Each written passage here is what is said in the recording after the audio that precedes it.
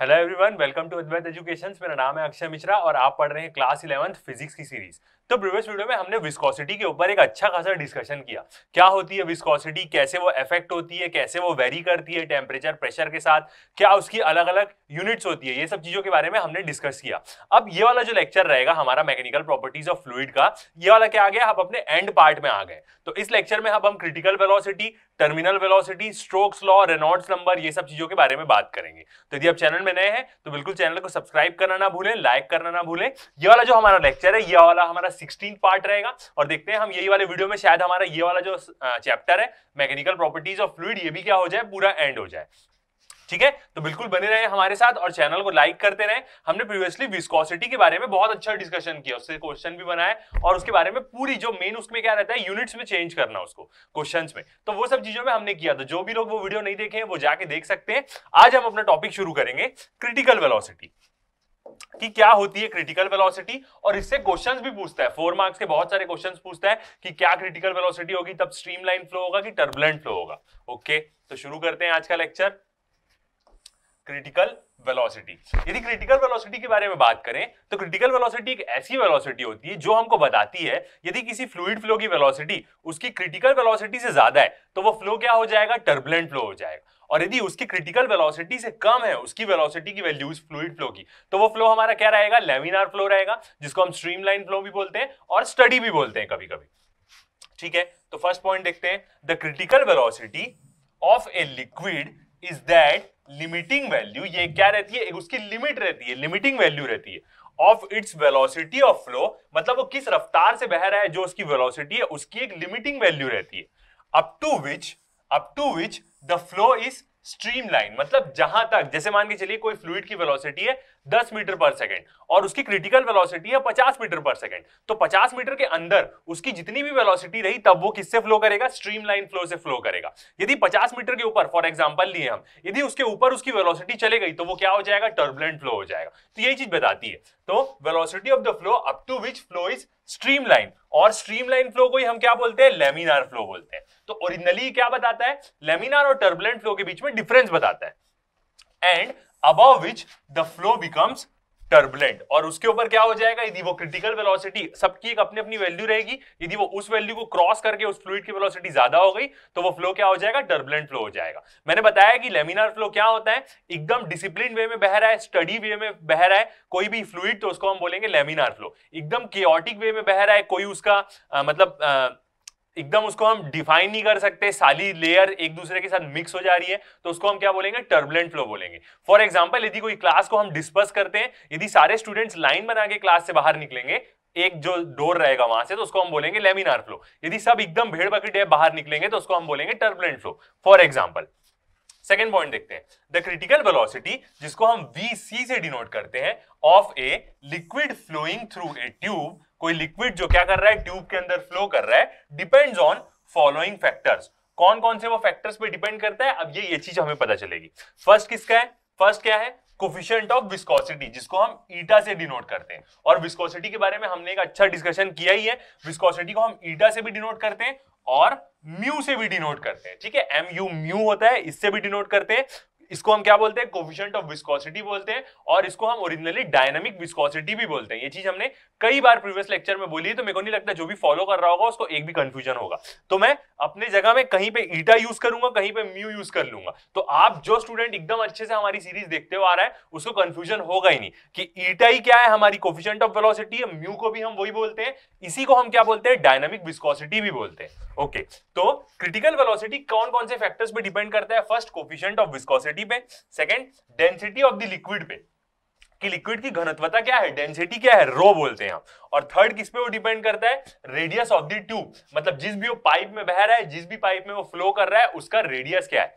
तो ये तीन चीजों पे क्या होती है, डिपेंड करती है हमारी क्रिटिकल वेलोसिटी। ओके, आगे बढ़ते हैं। तो अभी तक हमें क्या समझ में आया कि क्रिटिकल वेलोसिटी क्या है, एक लिमिटिंग वैल्यू है, एक पर्टिकुलर उसकी लिमिट है, उस लिमिट के अंदर वेलोसिटी रही तो फ्लो रहेगा क्या, लेमिनार। ठीक है, और यदि उस लिमिट के बाहर वेलोसिटी चले गई तो फ्लो क्या हो जाएगा, हमारा टर्बुलेंट फ्लो हो जाएगा। ओके, आगे बढ़ते हैं। अब हम क्या करेंगे, इसको डिराइव करेंगे, और कैसे डिराइव करेंगे हम क्या करेंगे, यहां पे डायमेंशनल एनालिसिस करेंगे। डायमेंशनल एनालिसिस क्या होता है फ्लूइड मैकेनिक्स में, एक बहुत मतलब एक बड़ा सा चैप्टर रहता है, या फ्लूइड मैकेनिक्स पढ़ेंगे तो उसमें क्या होता है, पूरा डायमेंशंस के ऊपर हम क्या करते हैं, एनालिसिस करते हैं। तो यहाँ पे क्रिटिकल वेलोसिटी डिफाइन करने के लिए हम क्या करेंगे, एक प्रकार का डायमेंशनल एनालिसिस करेंगे। बहुत सिंपल है, कोई मुश्किल बात नहीं है। देखते हैं तो हमने क्या देखा कि किन तीन चीजों पे वो डिपेंड कर रही है क्रिटिकल वेलोसिटी। एक तो उसकी विस्कोसिटी, कोफिशिएंट ऑफ विस्कोसिटी बोलूं, डायनामिक विस्कोसिटी बोलूं, ईटा बोलूं या म्यू बोलूं, तो विस्कोसिटी पे डिपेंड करती है वो, ठीक है। सेकंड डेंसिटी पे डिपेंड करती है, और थर्ड जो ट्यूब है, जो भी पाइप है, उसके रेडियस पे डिपेंड करती है। ओके, तो ये तीनों फैक्टर्स को हम ले लेंगे क्रिटिकल वेलोसिटी का, ठीक है। तो लाइन बाय लाइन समझना आप, मैं आपको पूरी चीजें एकदम अच्छे से समझाऊंगा ताकि किसी को कोई डाउट ना हो और डेरिवेशन एकदम अच्छे से समझ में आए। तो क्रिटिकल वेलोसिटी वीसी किन फैक्टर्स पे डिपेंड कर रही है, उसकी विस्कोसिटी, डेंसिटी और जो फ्लूइड, जिस पाइप में फ्लूइड फ्लो कर रहा है उसका रेडियस। हम क्या करेंगे, तीनों की पावर ले लिए कि हम सॉल्व करके देखेंगे, ओरिजिनली डायमेंशनल का एनालिसिस करेंगे इसके डायमेंशन का, तो हमें पावर्स की वैल्यू मिल जाएगी इन सब की। और जब ये इन तीनों चीजों पे डिपेंड करती है तो हमें क्या किए, कांस्टेंट के की वैल्यू ले लिया यहां, ठीक है, क्योंकि ये तीनों की वो क्या होगी, प्रोपोर्शनल होगी। तो प्रोपोर्शनलिटी को हटाने के लिए हम क्या करेंगे, कोई कांस्टेंट के की वैल्यू ले लिए, एक कांस्टेंट के ले लिए। तो क्रिटिकल वेलोसिटी क्या होगी, इक्वल टू के, एक हमारा कांस्टेंट है जो डायमेंशनलेस कांस्टेंट रहेगा, ईटा, रो और आर। आर क्या है, जिस पाइप में फ्लो कर रहा है उसका डायमीटर, सबकी power A B C, where K क्या है, इज ए डायमेंशनलेस कांस्टेंट, ठीक है। अब हम क्या करेंगे, जो ऊपर वाली इक्वेशन है उसको हम क्या करेंगे, डायमेंशन फॉर्म में लिखेंगे, क्योंकि हम क्या कर रहे हैं यहाँ पे, डायमेंशनल एनालिसिस कर रहे हैं। तो सबका अपना अपना डायमेंशन आपको पता होना चाहिए, ठीक है। तो देखते हैं, तो ये ऊपर वाली इक्वेशन को हमने डायमेंशन फॉर्म में लिखा। मैं आपको एक एक करके बताता हूं। सबसे पहले हम देखते हैं, डायमेंशंस के बारे में बात करते हैं। तो वेलोसिटी का डायमेंशन क्या आया है, m की पावर 0 l t की पावर -1। ये कैसे आता है, फर्स्ट वेलोसिटी देखते हैं। क्या होती है वेलोसिटी, मीटर पर सेकंड होती है। ओके, मीटर को हम क्या लिख सकते हैं, मीटर का हमारा क्या रहेगा, सिर्फ एक लेंथ। यहां पे m है क्या, m नहीं है यहां पे, तो इसलिए m की पावर क्या हो जाएगी, 0 हो जाएगी, ठीक है, क्योंकि m तो है ही नहीं यहाँ पे, मास की कोई टर्म ही नहीं है। फिर यह है मीटर। मीटर क्या है, मीटर कैसा डायमेंशन आता है हमारा, लेंथ के फॉर्म में आता है, तो l। ओके, पर सेकंड है, तो सेकंड को हम डायमेंशन फॉर्म में कैसे लिखते हैं, टाइम t, और वो नीचे में है तो उसकी पावर क्या आ जाएगी, -1 आ जाएगी, क्योंकि वो टाइम रेसिप्रोकल में है, तो ऊपर जाएगा तो उसकी पावर -1 हो जाएगी। तो ये वेलोसिटी की हमारी टर्म आई, m0 l t की पावर -1। ओके, सेकंड देखते हैं हम, म्यू या ईटा, दोनों क्या है हमारा, कोफिशिएंट ऑफ विस्कोसिटी, दोनों क्या है हमारा, डायनामिक विस्कोसिटी, इसलिए मैंने दोनों चीज लिखी। और हमने एकदम अच्छा डिस्कशन किया कि कोफिशिएंट ऑफ विस्कोसिटी या डायनामिक विस्कोसिटी की यूनिट क्या होती है, न्यूटन सेकंड पर मीटर स्क्वायर। न्यूटन पर मीटर स्क्वायर क्या बन जाता है हमारा, पास्कल, और पास्कल सेकंड भी हम इसको बोलते हैं। सेम ये यूनिट क्या होती है, न्यूटन सेकंड पर मीटर स्क्वायर को ही हम क्या बोलते हैं, केजी पर मीटर सेकंड बोलते हैं। हमने इसको प्रूव भी किया प्रीवियस लेक्चर में, आप इसको कन्वर्ट भी कर सकते हैं। न्यूटन क्या होगा, मास इंटू एक्सेलरेशन, आप पूरी वैल्यू रखिए, केजी पर मीटर सेकंड आ जाएगा, मैंने पिछले लेक्चर में एकदम अच्छे से दिखाया आपको। तो क्या हो जाएगा, केजी मीटर पर सेकंड। अब यदि मैं इसको डायमेंशन फॉर्म में कन्वर्ट करूंगा तो केजी क्या है, मास, तो 1 m आ जाएगा, ठीक है। पर नीचे डिवाइड में क्या है, मीटर है, तो मीटर का डायमेंशन फॉर्म क्या आ जाएगा, लेंथ, और नीचे में है तो उसकी पावर क्या आ जाएगी, -1। फिर डिवाइड में क्या है हमारा, सेकंड भी क्या है, नीचे में, तो टाइम की भी पावर क्या आ जाएगी, -1। तो वेलोसिटी की वैल्यू आ गई। अब यहां पे क्या है, कांस्टेंट को अभी हम नहीं लिख रहे हैं, क्योंकि कांस्टेंट क्या होगा, कोई नंबर होगा, 1 2 3 4 कुछ भी नंबर होगा तो उसकी कोई यूनिट्स नहीं होगी, इसलिए कांस्टेंट को हम नहीं लिख रहे हैं। आप सेकंड यूनिट क्या आ रही है हमारी, विस्कोसिटी आ रही है। ओके, सेकंड हमारी आ रही है विस्कोसिटी, तो VC हमारा हो गया, कांस्टेंट को नहीं लेंगे हम। सेकंड आ रही है हमारी विस्कोसिटी, और विस्कोसिटी की यूनिट क्या है, m l की पावर -1 t की पावर -1। तो ये आ गया हमारा m l की पावर -1 t की पावर -1, और उसकी पावर में a था तो a आ गया यहाँ। ओके, आगे बढ़ते हैं, सेकंड देखते हैं, थर्ड देखते हैं डेंसिटी। डेंसिटी की यूनिट क्या होती है, केजी पर मीटर क्यूब। ओके, केजी पर मीटर क्यूब डेंसिटी की यूनिट होती है। एकदम सिंपल चीज हमको पता है, केजी को मैं कन्वर्ट करूंगा डायमेंशन फॉर्म में तो क्या हो जाएगा मेरा, मास, ठीक है। पर मीटर क्यूब है, लेंथ है और उसकी पावर 3 है, तो जब मैं उसको ऊपर लेके जाऊंगा तो क्या हो जाएगा, l की पावर -3। तो यहां पे क्या आ जाएगी, अब डेंसिटी की वैल्यू आ जाएगी m l की पावर -3, और उसकी पावर क्या थी, b, तो इसकी पावर आ जाएगी यहाँ पे b। ओके, लास्ट क्या बचा हमारा, रेडियस बचा। डेंसिटी भी हो गई, रेडियस भी हो गया। रेडियस की यूनिट क्या होती है, मीटर। मीटर को मैं डायमेंशन फॉर्म में लिखूंगा तो सिर्फ मेरा क्या आ जाएगा, l आ जाएगा, तो यहां पे आ गया हमारा l। और रेडियस की पावर में क्या था, c था। तो ये आ गया हमारा C। तो अभी हम क्या कर रहे हैं, इसको पूरा डायमेंशन फॉर्म में लिख रहे हैं। जब हम आगे जाके प्रूफ करेंगे तो हमको क्या समझ में आएगा, यहाँ पे जो डायमेंशन K रहता है ना, यही जाके क्या बनता है, रेनॉल्ड नंबर बनता है। तो हर एक टर्म का क्या है यहाँ पे सिग्निफिकेंस है, इंपॉर्टेंस है। तो हम समझते हैं। तो हमारी फर्स्ट इक्वेशन बन गई डायमेंशन फॉर्म में, m0 l t की पावर -1 m l की पावर -1 t की पावर -1 a m l की पावर -3 और l की पावर क्या, c। ओके, ये डायमेंशन फॉर्म में हमारी इक्वेशन बन गई। ओरिजिनल इक्वेशन व्हाइट रंग से, सबके जो यूनिट्स है मैंने शो करने के लिए आपको येलो रंग से यहां पे शो किया। ओके, तो ये इक्वेशन हमारी आ गई। आगे बढ़ते हैं। अब हम इस इक्वेशन में क्या करेंगे, ये जो a है ना, ये सबकी पावर में क्या कर देंगे, मल्टीप्लाई कर देंगे। मतलब ये a अंदर चले जाएगा तो m की पावर में a आ जाएगा, a l के पास जाएगा तो l की पावर में -a, t के पास जाएगा तो t की पावर में -a। सेम ऐसे ही हम क्या करेंगे, पूरे टर्म्स को अंदर दे देंगे। ओके, इधर वाली टर्म में तो कोई फर्क नहीं पड़ेगा क्योंकि क्रिटिकल वेलोसिटी है, तो इसमें कुछ नहीं होगा। ठीक है, आगे बढ़ते हैं। सबकी पावर मैंने क्या करी, अंदर में इंसर्ट कर दी। आगे बढ़ने की एकदम जरूरत नहीं है, मैं आपको एक एक लाइन एकदम अच्छे से बताते हुए चलूंगा। क्रिटिकल वेलोसिटी की वैल्यू वैसी रही, सबकी पावर अंदर आ गई। तो m की पावर a, l की पावर -a, t की पावर -a, फिर b था दूसरी वाली टर्म में, तो m की पावर b, l की पावर -3b और l की पावर क्या आ गया, c। देख सकते हैं एक बार फिर से, सबकी पावर में a b c था तो सारी पावर क्या आ गई, अंदर में आ गई। m था, m के पावर a था तो m की पावर a, -1 था तो सबकी पावर अंदर में आ गई। Okay,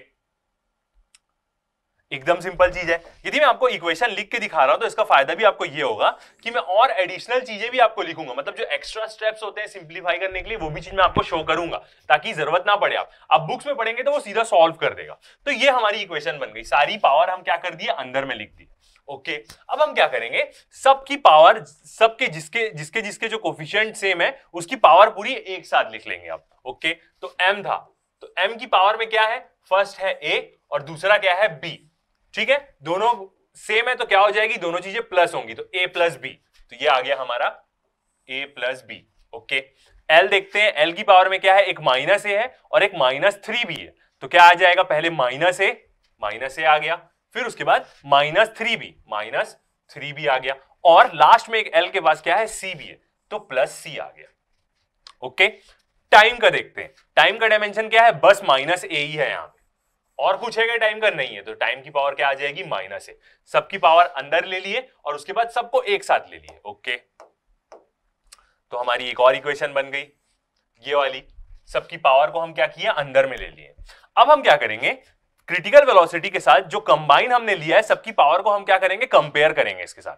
comparing powers of m l t on both side we get, दोनों तरफ हम कंपेयर करेंगे। तो सबसे पहले 0 देखते हैं, m की पावर देखते हैं।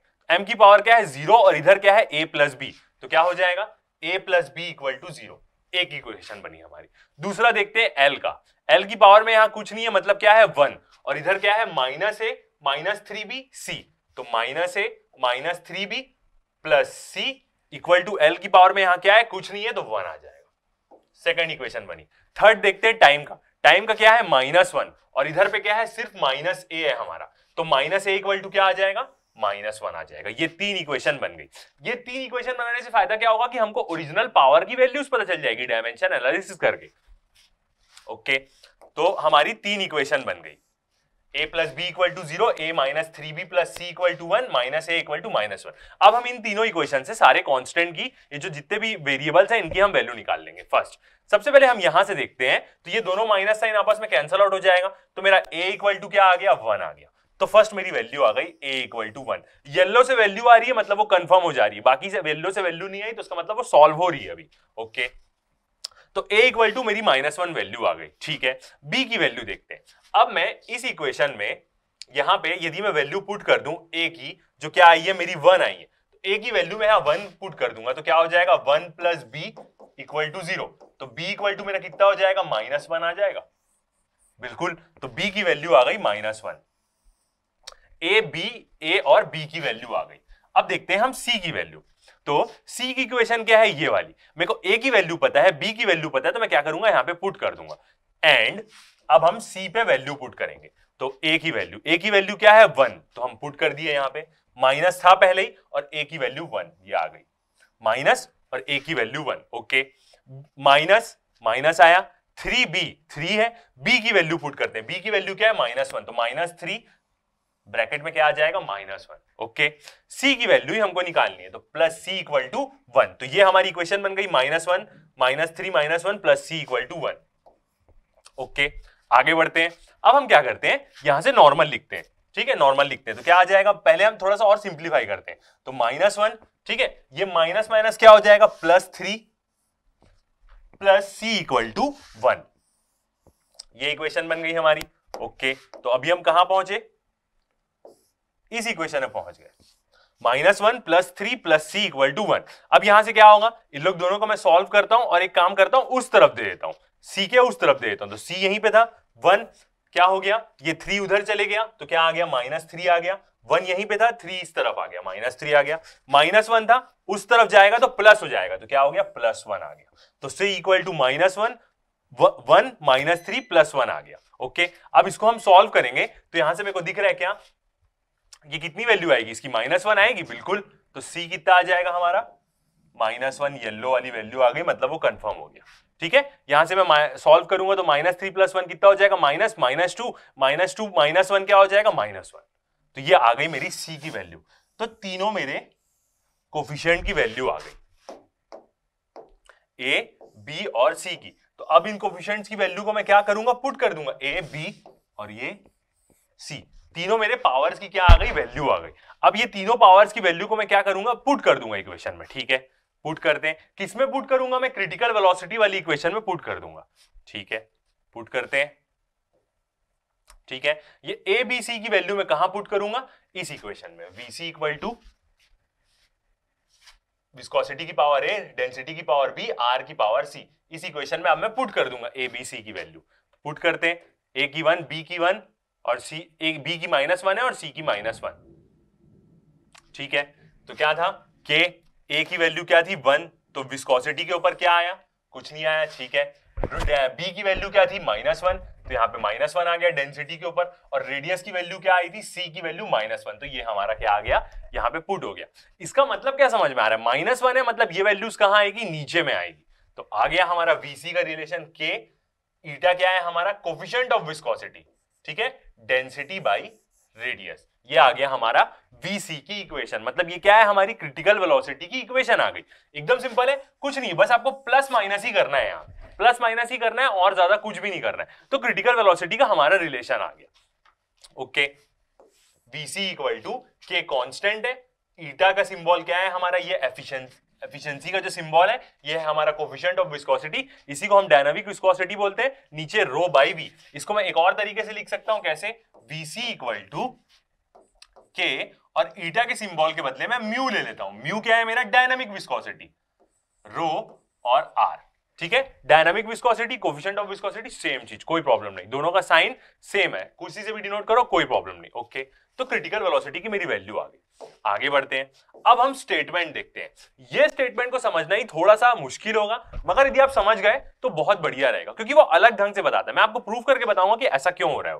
ठीक है, फर्स्ट पॉइंट देखते हैं, for the flow to be streamline, यदि हम चाहते हैं कि फ्लो स्ट्रीमलाइन रहे, मतलब लेमिनार रहे, the value of VC should be as large as possible।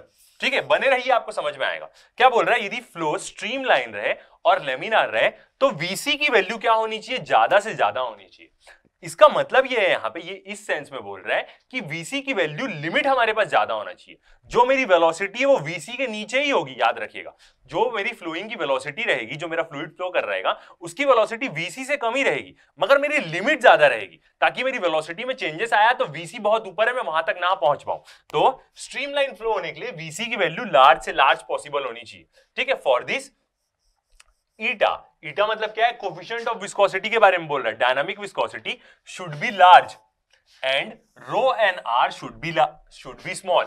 मतलब क्या बोल रहा है, यदि मेरे को VC की वैल्यू बड़ी से बड़ी चाहिए तो मेरा ईटा क्या होना चाहिए, ज्यादा होना चाहिए, और इन लोग दोनों की वैल्यू, डेंसिटी और पाइप का जो रेडियस है उसकी वैल्यू कम से कम होनी चाहिए। तो ओवरऑल वैल्यू ये ऊपर वाली वैल्यू के साथ डायरेक्टली प्रोपोर्शनल है, ये वैल्यू बढ़ेगी तो ये वैल्यू इंक्रीज ही होगी। तो ओवरऑल क्रिटिकल वेलोसिटी की वैल्यू क्या होगी, इंक्रीज होगी। ये ऐसा बोल रहा है, मैं आपको समझाऊंगा ऐसा क्यों बोल रहा है। इसका मतलब यहां पे ये है कि मेरी लिमिट ज्यादा होनी चाहिए क्रिटिकल वेलोसिटी। ओके, तो वी कंक्लूड दैट, यहां से हम क्या कंक्लूड कर सकते हैं, फर्स्ट देखते हैं, फर्स्ट पॉइंट देखते हैं, the flow of liquids of higher viscosity and lower density, higher viscosity मतलब विस्कोसिटी ज्यादा और डेंसिटी कम, through a narrow pipe, narrow pipe मतलब रेडियस भी कम उसका, नैरो रहे, ट्रेंड्स टू बी स्ट्रीमलाइन। ऐसे केस में क्या होगा, जो फ्लो होगा जिसकी विस्कोसिटी ज्यादा है, कोफिशिएंट ऑफ विस्कोसिटी ज्यादा है, मतलब डायनामिक विस्कोसिटी ज्यादा है, डेंसिटी कम है, और जो पाइप है वो भी सकरा है, मतलब उस पाइप का रेडियस कम है, वो क्या होगा, टेंड्स टू बी स्ट्रीमलाइन होगा। क्यों? क्योंकि इसके क्रिटिकल वेलोसिटी की लिमिट ज्यादा होगी और जो हमारी फ्लोइंग फ्लूइड की वेलोसिटी होगी वो उसके अंदर आएगी। मतलब यहां पे ये second point, the flow of the liquid of lower viscosity.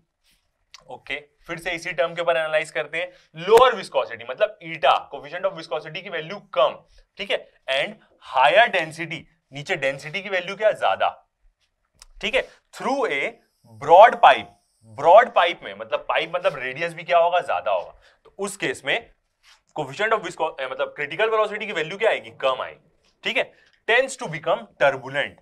तो ऐसा फ्लो क्या हो जाता है, टर्बुलेंट फ्लो हो जाता है। क्यों? उसकी क्रिटिकल वेलोसिटी की वैल्यू कम रहती है। इसका मतलब यह है कि क्रिटिकल उसकी लिमिटिंग वैल्यू कम है। इसका मतलब यदि फ्लो की वेलोसिटी थोड़ी सी भी ज्यादा होगी तो वो सर्च से क्रिटिकल वेलोसिटी के ऊपर हो जाएगी और फ्लो क्या हो जाएगा, टर्बुलेंट हो जाएगा। मतलब यहां पे ये है इसका, ठीक है। In that case the critical velocity will be very small. इस केस में क्या होगा, क्रिटिकल वेलोसिटी मतलब उसकी लिमिटिंग वैल्यू बहुत कम होगी और हमारी जो फ्लूइड फ्लो की वेलोसिटी होगी यदि वो थोड़ी सी भी बढ़ती है तो वो क्रिटिकल वेलोसिटी के ऊपर चले जाएगी। यहां पे इसका सेंस ये है, मगर ओरिजिनली आप देखें तो मतलब वही है कि जो भी फ्लूइंग फ्लो की वेलोसिटी है उसकी क्रिटिकल वेलोसिटी से वैल्यू कम आनी चाहिए तभी वो लैमिनार होगा। यदि उसकी वैल्यू क्रिटिकल वेलोसिटी से ज्यादा आ रही है तो वो क्या हो जाएगा, टर्बुलेंट हो जाएगा। ओके, तो ये लाइन हमें समझ में आई कि वो क्या बोलना चाह रहा है। क्वेश्चन ऐसा पूछता है कि यदि हम स्ट्रीमलाइन फ्लो चाहते हैं, मतलब यदि स्ट्रीमलाइन फ्लो हो रहा है तो वहां की कंडीशन क्या होगी, तो क्या कंडीशन होगी, विस्कोसिटी ज्यादा होगी और डेंसिटी कम होगी। विस्कोसिटी ज्यादा, डेंसिटी कम और नैरो पाइप में फ्लो कर रहा होगा तभी फ्लो स्ट्रीमलाइन होगा, क्योंकि क्रिटिकल वेलोसिटी की लिमिट ज्यादा होगी। ओके, यदि आपको ये थ्योरेटिकल सेंस से नहीं समझ में आया तो मैं आपको इक्वेशन फॉर्म में समझाता हूं। ये एक समझने का तरीका है, एकदम क्लियर था मेरे हिसाब से, आपको समझ में आई होगी बात कि मैं क्या वहां पे वो बोलना क्या चाह रहा है कि लिमिट ज्यादा होनी चाहिए। लिमिट ज्यादा हुई तो स्ट्रीमलाइन फ्लो रहेगा, यदि लिमिट उसकी कम हो गई, लिमिटिंग वैल्यू, तो वेलोसिटी जो फ्लूइड फ्लो की वेलोसिटी है वो ज्यादा हो सकती है उसकी लिमिटिंग वैल्यू से, मतलब फ्लो टर्बुलेंट तब हो सकता है। ओके, तो ये थ्योरेटिकल वे से हम समझे। इक्वेशन वे से समझते हैं हम एक बार, एक और तरीके से मैं आपको समझाने की कोशिश करता हूं इस चीज को। हमारी क्रिटिकल वेलोसिटी का एक्सप्रेशन क्या आया, v इज इक्वल टू के ईटा बाई रो आर, ये आया हमारा एक्सप्रेशन। यहां पे जो ये के रहता है ना, ये के ही क्या बनता है बताओ, हमारा ओरिजिनली जाके ना रेनॉल्ड नंबर बनता है। और रेनॉल्ड नंबर एक ऐसा नंबर है, डायमेंशनलेस नंबर, जो क्या बताएगा कि फ्लो लैमिनार है कि टर्बुलेंट है। उसकी एक वैल्यू आती है, कोई यूनिट नहीं होती, 2000 से कम यदि उसकी वैल्यू आई, जब हम पूरा उसको सॉल्व किए, यदि वैल्यू 2000 से कम आई तो हमारा फ्लो रहेगा लैमिनार, मतलब स्ट्रीमलाइन रहेगा। यदि उसकी वैल्यू 3000 से ज्यादा आई तो फ्लो हमारा क्या हो जाएगा, टर्बुलेंट। ऐसा एक नंबर होता है, उसके बारे में भी हम देखेंगे अभी, ठीक है। तो ये जो के है ना, ये एक प्रकार का रेनॉल्ड नंबर बताता है यहाँ पे, ठीक है। तो मैं के की वैल्यू निकालता हूँ यहाँ पे और इसको मैं बोलता हूँ रेनॉल्ड नंबर। ये जो मेरा के है इसको अभी मैं क्या मान ले रहा हूं, अपना रेनॉल्ड नंबर मान ले रहा हूं। ये के की वैल्यू निकालता हूं मैं, तो क्या हो जाएगा, वीसी के साथ क्या हो जाएगा, रो डेंसिटी और रेडियस इंटू हो जाएगा। ओके, तो VC into rho into pipe का रेडियस डिवाइड बाय क्या है उसके साथ, विस्कोसिटी है। ये क्या है, कोफिशिएंट ऑफ विस्कोसिटी ईटा, इसी को म्यू भी बोलते हैं हम, डायनामिक विस्कोसिटी। ये क्या आ जाएगा, इसके नीचे में आ जाएगा। तो ये आ गई हमारी ईटा की वैल्यू। ओके, ये वैल्यू ईटा जो है वो क्या हो सकता है, म्यू भी हो सकता है। दोनों चीजों को मतलब सेम है, दोनों कोफिशिएंट ऑफ विस्कोसिटी, दोनों डायनामिक विस्कोसिटी। ओके, तो यहां पे क्या आ गया, पाइप का रेडियस आ गया, ठीक है। मगर जब रेनॉल्ड नंबर हम लिखते हैं तो उसमें कैरेक्टरिस्टिक लेंथ होती है। इसका मतलब ना ये रेडियस ही है। क्यों, यदि मैं इसको डायमीटर के फॉर्म में चेंज कर देता हूं तो क्या प्रॉब्लम होगी, कोई प्रॉब्लम होगी, बिल्कुल नहीं। रेडियस है, मैं डायमीटर लिख देता हूं, कोई दिक्कत नहीं, समझने के लिए मैं आपको बोल रहा हूं। ओके, अब हम यहां से देखते हैं फर्स्ट चीज, वो क्या बोल रहा था कि जब फ्लो क्या होगा, स्ट्रीमलाइन होगा। कब, जब विस्कोसिटी की वैल्यू, कोफिशिएंट ऑफ विस्कोसिटी की वैल्यू ज्यादा होगी और डेंसिटी और रेडियस की वैल्यू क्या होगी, कम होगी। तो इस फ्रैक्शन की वैल्यू क्या होगी, ज्यादा होगी, ठीक है। डायरेक्टली प्रोपोर्शनल है तो क्रिटिकल वेलोसिटी की वैल्यू क्या हो जाएगी, ज्यादा हो जाएगी। ओके ठीक है, तो मतलब स्ट्रीमलाइन फ्लो के लिए हमें क्या चाहिए, विस्कोसिटी, कोफिशिएंट ऑफ विस्कोसिटी, मतलब विस्कस फ्लूइड चाहिए ज्यादा। ठीक है, डेंसिटी और उसका रेडियस क्या होना चाहिए, पाइप फ्लूइड की डेंसिटी कम होनी चाहिए और जिस पाइप में वो फ्लो कर रहा है उसका रेडियस कम होना चाहिए, तो क्रिटिकल वेलोसिटी की वैल्यू ज्यादा आएगी, तो फ्लो स्ट्रीमलाइन होगा, वो ऐसा बोल रहा है, मतलब उसकी लिमिटिंग वैल्यू की वो अंदर आएगा। इसी चीज को रेनॉल्ड नंबर से देखते हैं। यदि विस्कोसिटी की जो विस्कोसिटी है, कोफिशिएंट ऑफ विस्कोसिटी, इसकी वैल्यू बढ़ रही है, यहां पे मैं देखता हूं सेम वही कंडीशन लगा, विस्कोसिटी, कोफिशिएंट ऑफ विस्कोसिटी, इसी को हम डायनामिक विस्कोसिटी बोलते हैं, यही है ईटा, यही है म्यू, इसकी वैल्यू यदि बढ़ेगी, ठीक है, और डेंसिटी की वैल्यू, यहां पे रेडियस था, मैं डायमीटर के टर्म्स में बोल देता हूं, कोई फर्क नहीं पड़ता, इन लोग दोनों की वैल्यू क्या होगी, कम होगी। ठीक है, ऊपर वाली वैल्यू इनसे डायरेक्टली प्रोपोर्शनल है, इसकी वैल्यू बढ़ रही तो एक तो ऑलरेडी इनवर्सली प्रोपोर्शनल है, ऊपर की वैल्यू कम बढ़ हो रही, तो यहां से क्या दिखता है हमें, रेनॉल्ड नंबर की वैल्यू क्या होगी, कम होगी। इस इक्वेशन से यदि नीचे वाली वैल्यू बढ़ती है, विस्कोसिटी बढ़ती है, पाइप का डायमीटर और फ्लूइड की डेंसिटी कम होती है, तो ये फ्रैक्शन की वैल्यू कम होगी, मतलब रेनॉल्ड नंबर की वैल्यू क्या होगी, कम होगी। इसका मतलब यदि रेनॉल्ड नंबर की वैल्यू कम हो रही है, सही है, फ्लो क्या होगा, लेमिनार होगा, मतलब स्ट्रीमलाइन होगा, लेमिनार और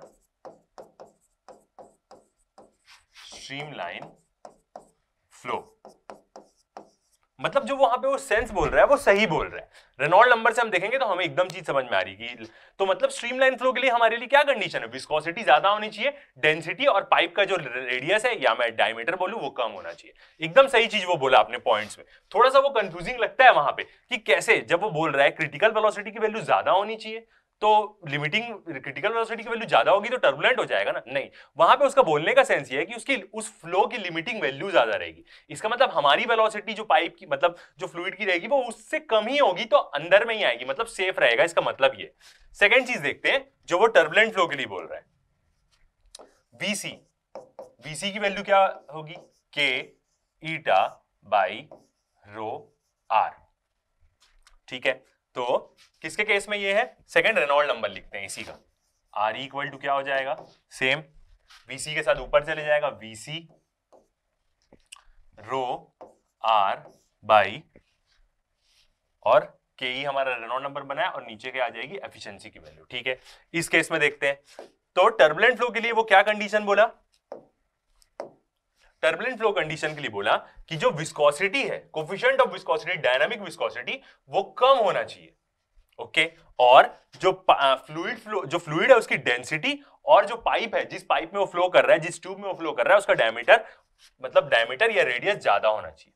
ओके, तो ऐसा होगा इस केस में, यदि ये दोनों की वैल्यू ज्यादा होगी तो ये तो ऑलरेडी इनवर्सली प्रोपोर्शनल है और इसकी भी वैल्यू कम हो रही, तो यहां से क्रिटिकल वेलोसिटी की वैल्यू क्या हो जाएगी, कम हो जाएगी। ये बढ़ रहा है, ये ऊपर वाली वैल्यू कम हो रही, तो क्रिटिकल वेलोसिटी की वैल्यू क्या हुई, कम हो गई। इसका मतलब उस फ्लो की लिमिटिंग वैल्यू कम हो गई, यदि उस फ्लो की वेलोसिटी ज्यादा हुई तो वो साइंस से टर्बुलेंट हो जाएगा। इस चीज को रेनॉल्ड नंबर में चेक करते हैं हम, ये के ही रेनॉल्ड नंबर बन जाता है यहाँ पे। ठीक है, तो विस्कोसिटी क्या हो रही है, कम हो रही है। Okay, Reynold number inversely proportional है, बिल्कुल बढ़ेगा। ऊपर वाली टर्म क्या है, डेंसिटी, और यहां पे मैं फिर क्या करता हूं, रेडियस को हटा के डायमीटर ले लेता हूं, कोई फर्क नहीं पड़ता, डायमीटर ले लिया। ठीक है, विस्कोसिटी कम हो रही है और डायमीटर और डेंसिटी क्या हो रहे हैं, बढ़ रहे हैं। डायमीटर और डेंसिटी क्या हो रही है, डायमीटर और डेंसिटी क्या हो रही है, एक बार और चेक करते हैं, बिल्कुल ये वाली वैल्यू बढ़ रही है, तो ये वाली वैल्यू कम हो रही है और ये वैल्यू बढ़ रही है, तो इसका मतलब क्या होगा, रेनॉल्ड नंबर की वैल्यू क्या होगी, बढ़ेगी। इधर से भी दिख रहा है, ये तो एक तो इनवर्सली प्रोपोर्शनल है, ये वैल्यू कम हो रही है तो ये तो बढ़ेगी ही बढ़ेगी, साथ ही साथ ऊपर वाली वैल्यू भी जो उससे डायरेक्टली प्रोपोर्शनल है वो वैल्यू भी इंक्रीज हो रही है, तो इसका मतलब रेनॉल्ड नंबर की वैल्यू बढ़ेगी। रेनॉल्ड नंबर की वैल्यू ज्यादा आई, इसका मतलब फ्लो क्या हो जाएगा, टर्बुलेंट हो जाएगा, टर्बुलेंट फ्लो हो जाएगा। ओके, तो मेरे हिसाब से अब आपको सारी चीजें समझ में आ रही होगी, नहीं भी कुछ आता है तो आप मेरे को कमेंट करिए, मैं आपको फिर से बताऊंगा। ठीक है, तो ये वाला हमारा जो पूरा है क्रिटिकल वेलोसिटी का कंप्लीट हुआ। आगे बढ़ते हैं, स्टोक्स लॉ के बारे में बात करते हैं कि स्टोक्स लॉ हमारी क्या होती है। ठीक है, फर्स्ट पॉइंट देखते हैं। First point, when a small spherical body, जब एक छोटी सी स्फेरिकल बॉडी, स्फीयर है मतलब, falls through a viscous fluid, जब वो फॉल होती है मतलब किसी विस्कस फ्लूइड में वो गिरती है, ठीक है, एट रेस्ट। वो जो फ्लूइड है वो फ्लूइड क्या है, रेस्ट है, मतलब एक कंटेनर फ्लूइड रेस्ट है, उसमें एक स्फेरिकल बॉडी गिर रही है अंदर। The layers of fluid in contact with the body are dragged along with it.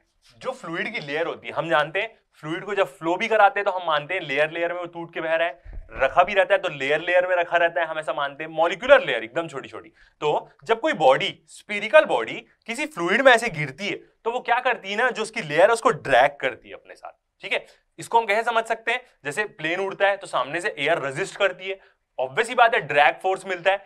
Same वैसी यदि कोई बॉडी फ्लूइड में अंदर गिरेगी तो फ्लूइड की लेयर्स को क्या करेगी, वो अपने साथ नीचे ले जाने की कोशिश करेगी, ड्रैग करेगी। ठीक है, तो ये चीज आपको समझिए पहले कि जब वो जाएगी तो वो लेयर को अपने साथ नीचे ढकेलने की कोशिश करेगी जिस भी फ्लूइड में होगी। यदि इसको हम एग्जांपल ऐसे भी ले सकते हैं, यदि कोई चीज ऊपर आसमान से गिर रही है एयर में तो भी उसमें क्या लगेगा, एक फ्रिक्शन, मतलब एक ड्रैग लगेगा।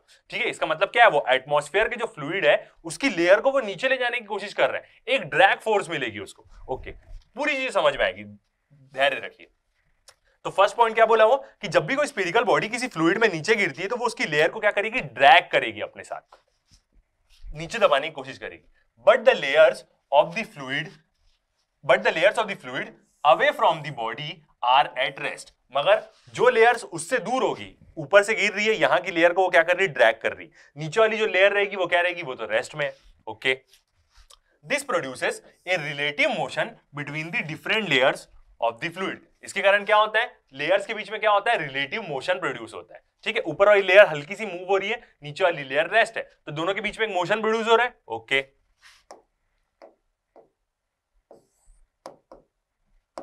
तो as a result a backward dragging force, एक ऐसी फोर्स जो क्या करेगी, उसको रेजिस्ट करेगी, एक प्रकार का ड्रैग करेगी, आई इसको हम क्या बोलते हैं, विस्कस फोर्स ही बोलते हैं। ठीक है, ये ऐसा फ्लो जब कर रहा था फ्लूइड तब तो आ ही रही थी, जब कोई चीज उसके अंदर जा रही है तो भी आ रही है। ठीक है, आई viscous force comes into play. ठीक है, which opposes the motion of the body, जो क्या करेगी, बॉडी के मोशन को ऑपोज करेगी। इसको हम जनरली भी समझ सकते हैं, कोई चीज ऊंचाई से गिर रही है तो वो नीचे गिरेगी, ओके, मगर उसको एक एयर रेजिस्टेंस मिलता है ना ऊपर में, जो एक बैकवर्ड ड्रैगिंग फोर्स उसको मिलती है, इसी फोर्स के बारे में बात कर रहे हैं, जो एक रेजिस्टिंग फोर्स मिलेगी। सेम इसको हम कैसे समझ सकते हैं, जब रॉकेट एंटर करता है किसके अंदर, एटमॉस्फेयर के अंदर, तो उसके सामने वाला पोर्शन क्या होने लग जाता है, बर्न होने लग जाता है पूरा। क्यों, एयर रेजिस्टेंस के कारण, उसी रेजिस्टेंस की बात कर रहे हैं।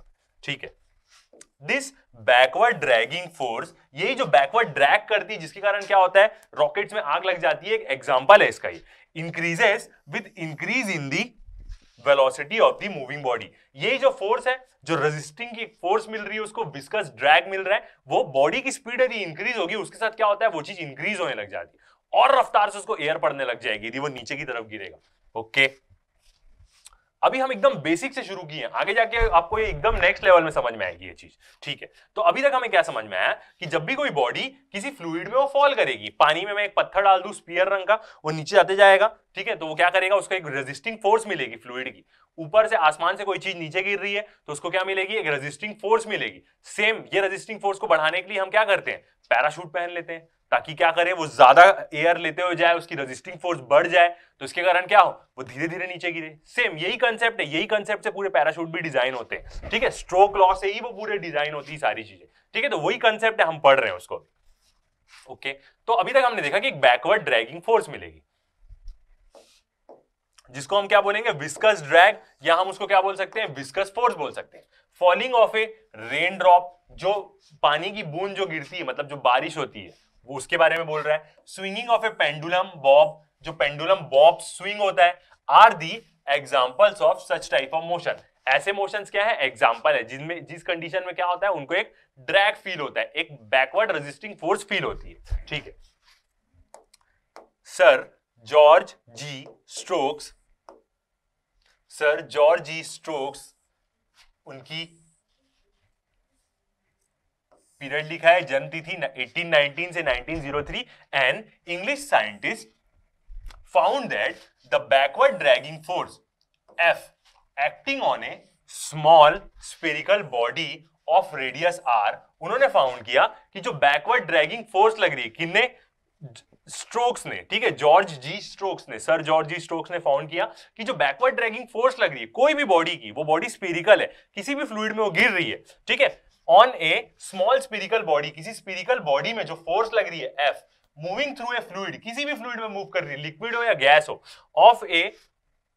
ऑफ कोफिशिएंट ऑफ विस्कोसिटी ईटा, जिसकी कोफिशिएंट ऑफ विस्कोसिटी क्या है, ईटा, यही क्या होगा, म्यू वी, इसको हम बोल सकते हैं, इसी को हम क्या बोल सकते हैं, dynamic viscosity, with A velocity v, जो किस वेलोसिटी से गिर रही है, v वेलोसिटी से गिर रही है, इज गिवन बाय, उस फोर्स को हम कैसे निकाल सकते हैं, ड्रैगिंग फोर्स, मतलब जो उसको रेजिस्टेंस मिल रहा है, dragging force F is equal to 6 pi eta R V, ऐसे करके हम क्या कर सकते हैं, उसकी फोर्स निकाल सकते हैं कि वो जिस फ्लूइड में गिर रही है उस फ्लूइड की कोफिशिएंट ऑफ विस्कोसिटी, मतलब डायनामिक विस्कोसिटी, ठीक है, जो बॉडी गिर रही है उस बॉडी का रेडियस, स्फीरिकल बॉडी हम पहले एज्यूम कर रहे हैं, उस बॉडी की वेलोसिटी जो बॉडी उस फ्लूइड में गिर रही है, ठीक है, और 6 पाई क्या है, यहां पे कांस्टेंट टर्म है, ठीक है, तो उन्होंने, जॉर्ज जी स्ट्रोक्स ने जब अपना एक्सपेरिमेंट किया तो उन्हें एक्सप्रेशन मिला कि F is equal to 6 pi eta R V, इतने मैग्नीट्यूड की फोर्स किसी बॉडी में लगेगी जो बॉडी स्फीरिकल हो, तभी यहां पे रेडियस लिया गया है और उसकी वेलोसिटी हो v, ठीक है, वो चाहे किसी भी फ्लूइड में गिरे, उस कोई भी फ्लूइड हो, गैस हो, लिक्विड हो, उसकी एक विस्कोसिटी होगी, मतलब कोफिशिएंट ऑफ विस्कोसिटी, ईटा मतलब dynamic viscosity, okay, this is called strokes law of viscosity, इसी को हम क्या बोलते हैं, स्ट्रोक्स लॉ बोलते हैं विस्कोसिटी की। He observe that viscous force F depends upon, उन्होंने क्या ऑब्जर्व किया कि जो विस्कस फोर्स होती है F, वो किस पे डिपेंड करती है, फर्स्ट, किस पे, फर्स्ट कोफिशिएंट ऑफ विस्कोसिटी पे, कोफिशिएंट ऑफ विस्कोसिटी ईटा, या बोलूं मैं mu of the fluid, second velocity of the fluid, ठीक है, velocity of the fluid v, ठीक है, और sorry velocity of the fluid बोल दिया मैं, वेलोसिटी ऑफ द बॉडी, जो बॉडी गिर रही है उसकी वेलोसिटी पे, फ्लूइड थोड़ा ना मूव करेगा, फ्लूइड तो रेस्ट में, ठीक है, तो velocity of the fluid, velocity of the body, जो बॉडी क्या कर रही है, गिर रही है, जो स्फीरिकल बॉडी गिर रही है उसकी velocity, third radius r, radius of the spherical body, जो बॉडी गिर रही है उसका रेडियस, स्फीरिकल बॉडी है इसलिए हम उसका रेडियस बोल रहे हैं, तो जॉर्ज जी स्ट्रोक्स ने ये क्या किया, एक रिलेशन पाया, इस रिलेशन को हम अभी बहुत यूज करने वाले हैं, ठीक है, तो अब हम क्या करेंगे, इस रिलेशन के ऊपर भी क्या करेंगे, डायमेंशनल एनालिसिस करेंगे, कैसे, जैसे अभी हमने क्रिटिकल वेलोसिटी पे किया, सेम अब हम इस रिलेशन के ऊपर भी क्या करेंगे, डायमेंशनल एनालिसिस करेंगे, ओके, चलिए करते हैं। तो हमें क्या समझ में आया कि जो विस्कस फोर्स है, या विस्कस ड्रैग बोलूं मैं, या बैकवर्ड ड्रैगिंग फोर्स बोलूं, ऐसी बॉडी में जो बॉडी स्फीरिकल है और वो बॉडी किसी फ्लूइड में गिर रही है तो उसमें इतनी फोर्स लगेगी, वो फ्लूइड क्या हो सकता है, पानी हो सकता है, लिक्विड हो सकता है, एटमॉस्फेयर की एयर हो सकती है, जिसमें ऊपर स्पेस से नहीं, सबसे टॉप की एटमॉस्फेयर लेयर से कोई बॉडी गिर रही है, ठीक है, तो ये फोर्स उसमें लगेगी, ओके, आगे बढ़ते हैं। तो अब हम क्या करेंगे, इस फॉर्मूले के ऊपर डायमेंशन एनालिसिस करेंगे, करते हैं। तो ये फॉर्मूला है हमारा, F is equal to 6 pi coefficient of viscosity मतलब ईटा आर वी, 6 पाई को मैं क्या ले लेता हूं, ऑब्वियस ही बात है, कांस्टेंट टर्म है, न्यूमेरिक टर्म है, कोई यूनिट तो नहीं होगी, तो मैं उसको k ले लेता हूं और सबकी पावर ले लेता हूं, ठीक है, लाइन बाय लाइन मेरे साथ आगे बढ़िएगा, रश मत करिएगा, एकदम जल्दी आगे मत बढ़िएगा, नहीं तो आपको थोड़ा सा दिक्कत हो सकती है। तो F 6 पाई की वैल्यू में k ले लिया, एक कांस्टेंट टर्म ले लिया, ठीक है, कोफिशिएंट ऑफ विस्कोसिटी की पावर में ले लेता हूं a, एज्यूम कर लेता हूं, वेलोसिटी जो स्फीरिकल बॉडी है उसकी वेलोसिटी की मैं पावर ले लेता हूं b, एज्यूम कर रहा हूं, और जो स्फीरिकल बॉडी का रेडियस है उसकी पावर में ले लेता हूं c, ओके। अब मेरे को जब डायमेंशन एनालिसिस करना है तो मेरे को सबके अपने अपने डायमेंशन के बारे में पता होना चाहिए, बिल्कुल, इसको मैं मान लेता हूं अपनी इक्वेशन 1, क्योंकि एट लास्ट में इसी में सारी वैल्यू पुट करूंगा। सबसे पहले मैं देखता हूं फोर्स का, फोर्स क्या होता है, सबका डायमेंशन रखना पड़ेगा मेरे को, k को छोड़ के, k का बस टेंशन नहीं, बाकी सबके मेरे को डायमेंशन रखने पड़ेंगे। तो F क्या होगा, मास इंटू एक्सेलरेशन, ओके, मास की यूनिट क्या होगी, kg, इंटू एक्सेलरेशन की यूनिट क्या होती है, मीटर पर सेकेंड स्क्वायर, ओके, तो kg का क्या आ गया m, ठीक है, इंटू मीटर, मीटर क्या डायमेंशन क्या होगा, लेंथ, डिवाइड बाय सेकेंड का स्क्वायर है मतलब टाइम की पावर -2, नीचे टाइम की पावर 2 स्क्वायर मतलब नीचे में रहेगा, ऊपर लेके जाएंगे तो टाइम t की पावर -2, तो ये फोर्स का डायमेंशन आ गया ml t की पावर -2, ओके, तो फोर्स हो गया। सेकंड देखते हैं हम, म्यू और ईटा, मैं दोनों लिखा हूं ताकि सबको याद रहे कि कोफिशिएंट ऑफ विस्कोसिटी को ईटा से भी डिनोट कर सकते हैं, म्यू से भी डिनोट कर सकते हैं, कोफिशिएंट ऑफ विस्कोसिटी क्या है, डायनामिक विस्कोसिटी, म्यू और ईटा क्या यूनिट होती है इसकी, हमने एक पूरा क्लास लिया उसमें, न्यूटन सेकंड पर मीटर स्क्वायर, न्यूटन सेकंड पर मीटर स्क्वायर ही क्या होता है, केजी पर मीटर सेकंड होता है। डायमेंशन फॉर्मूला क्या होगा, केजी का m मास, मीटर नीचे में है तो L और उसकी पावर क्या हो जाएगी -1। फिर नीचे में क्या है सेकंड, सेकंड की पावर क्या हो जाएगी, नीचे में सेकंड है तो t की पावर ऊपर जाएगा तो -1। ओके, कोएफिशिएंट ऑफ विस्कोसिटी की आ गई है डायमेंशन। v वेलोसिटी क्या होती है, मीटर पर सेकंड। ठीक है, मीटर का मतलब लेंथ L, ठीक है, और पर सेकंड है तो t की पावर -1। ओके, एक क्या बचा, r बचा, रेडियस की यूनिट मीटर, डायमेंशन क्या होगा, सिर्फ L। ओके, अब ये सारी वैल्यू को यहां पुट कर देते हैं। तो हमारी इक्वेशन क्या बनेगी, फोर्स mlt की पावर -2 mlt की पावर -2, फोर्स आ गया। ओके, विस्कोसिटी की यूनिट ml की पावर -1 t की पावर -1, के को हटा दिए, विस्कोसिटी की वैल्यू पुट कर रहे हैं हम, ml की पावर -1 t की पावर -1, ये भी पुट कर दिया हम विस्कोसिटी की वैल्यू। ठीक है, उसके बाद वेलोसिटी की वैल्यू, वेलोसिटी की वैल्यू L t की पावर -1, तो वेलोसिटी की वैल्यू पुट कर देते हैं हम L t की पावर -1। ओके, और रेडियस की वैल्यू, रेडियस की वैल्यू क्या है L, तो सिर्फ L, और इनकी जो पावर्स थी वो पावर हम रख लेंगे। विस्कोसिटी की पावर क्या थी A, वेलोसिटी की पावर क्या थी B, और रेडियस की पावर क्या थी C।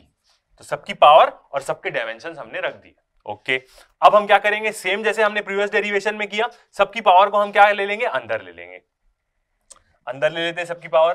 A की पावर m के पास कुछ नहीं है तो आ गई इसकी पावर -a। ठीक है, L के पास -1 है, आ गया -a, T के पास -1 है, अंदर आ गया T की पावर -a। ओके, फिर इसके बाद B था, L के पास कुछ नहीं है तो पावर आ गई B, T की पावर -1 अंदर आ गया तो T की पावर -b, और L के साथ कुछ नहीं था तो L की पावर C। सबकी पावर मैंने क्या करी, अंदर ले ली। तो ये वाला मेरा एक्सप्रेशन बन गया।